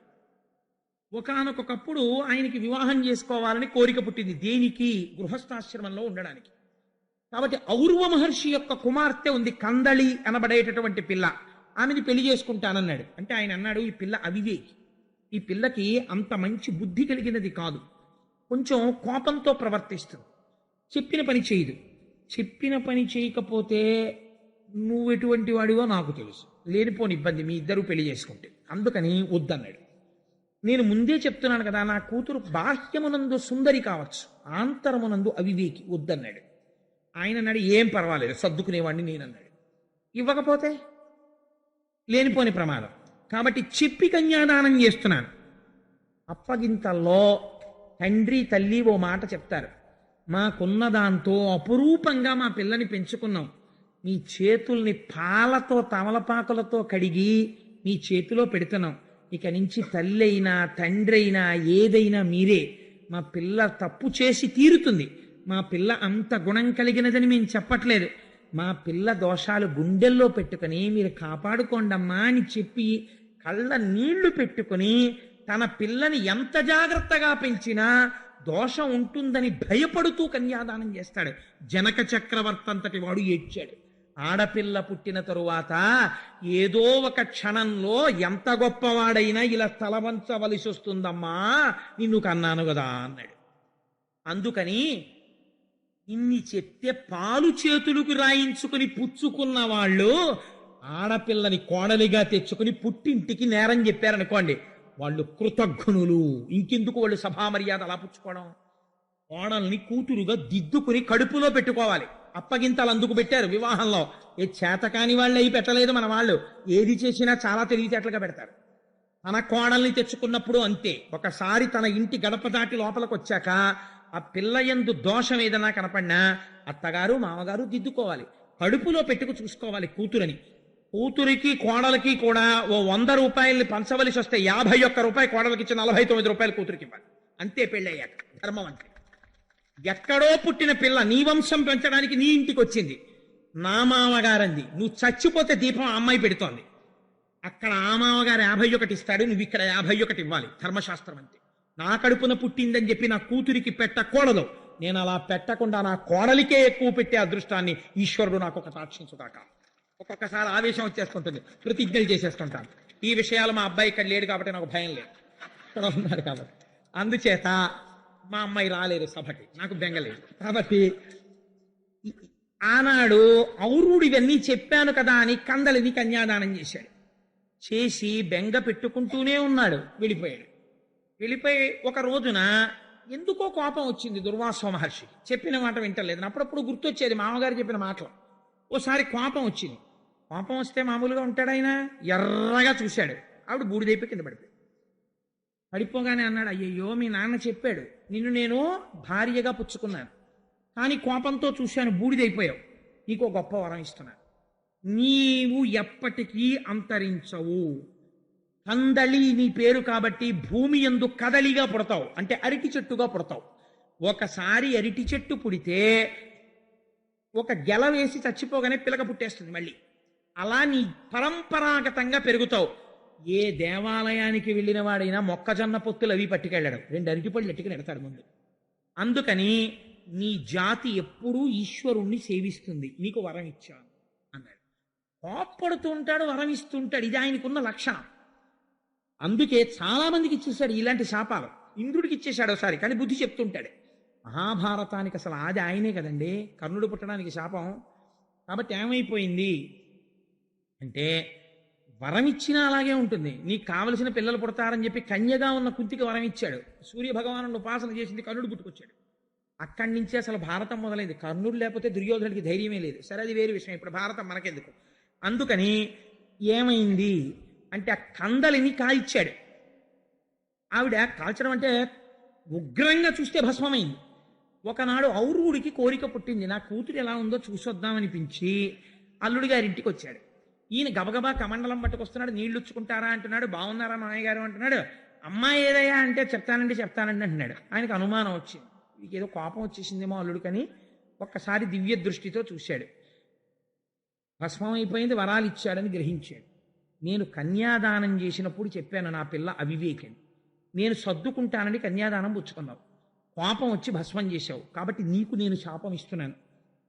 ఒక రాజు చేతిలో, ఒక రాజర్షి చేతిలో ఎంత ఘోరావమానం పొందుతావంటే, నీ తప్పు లోకములలో చెప్పుకుంటూ పరిగెడుతూ అందరికీ చెప్పుకుని ఘోరావమానమును పొందెదవుగాక అని శపించాడు. ఆ శాపం ఇప్పుడు అనుభవంలోకి రావాలి. కాలము తెలుసున్నవాడు కాబట్టి, అంబరీషుడి జోలికి వస్తున్నాడు కాబట్టి దుర్వాసో మహర్షి శ్రీమన్నారాయణుడి చక్రాన్ని అంబరీషుడి ఇంట్లో పెట్టాడు. అందుకని అవమానము పొందాడు. అందుకే అప్పటి వరకే ధ్యానం చేసి ధ్యానము నుంచి బయటికి వస్తాడు. ఇప్పుడు దీంతో మీరు సమన్వయం చేసుకోండి అంబరీషోపాఖ్యానాన్ని. కాబట్టి క్రోధం ఒక్కటి ఉంటే ఎంతటి దాన్ని ఎలా పాడు చేసింది. కాబట్టి ఆ క్రోధం ఒక్క దాన్ని పక్కన పెడితే తపస్సులో ఎంత కిందనున్నవాడైనా అంబరీషుడు ఏ స్థితిని పొందాడు. గృహస్థాశ్రమంలో ఉండి అంబరీషుడు సాధించిన విజయానికి మనమందరం పొంగిపోయి అంబరీషుడి పాదాలకి 1000 నమస్కారాలు చెయ్యాలి. ఆ మహానుభావుడు తదనంతరమునందు తపస్సు చేసి ఈశ్వరుని యొక్క పునరావృత్తి రహిత శాశ్వత నారాయణ సాయుధ్యమును పొంది తరించినాడు అని పరమ పవిత్రమైన అంబరీషోపాఖ్యానాన్ని పూర్తి చేసి చక్కగా మనం అందరం ఒక్కసారి భగవన్నామని చెప్పుకుని బయలుదేరదాం ప్రతిరోజు.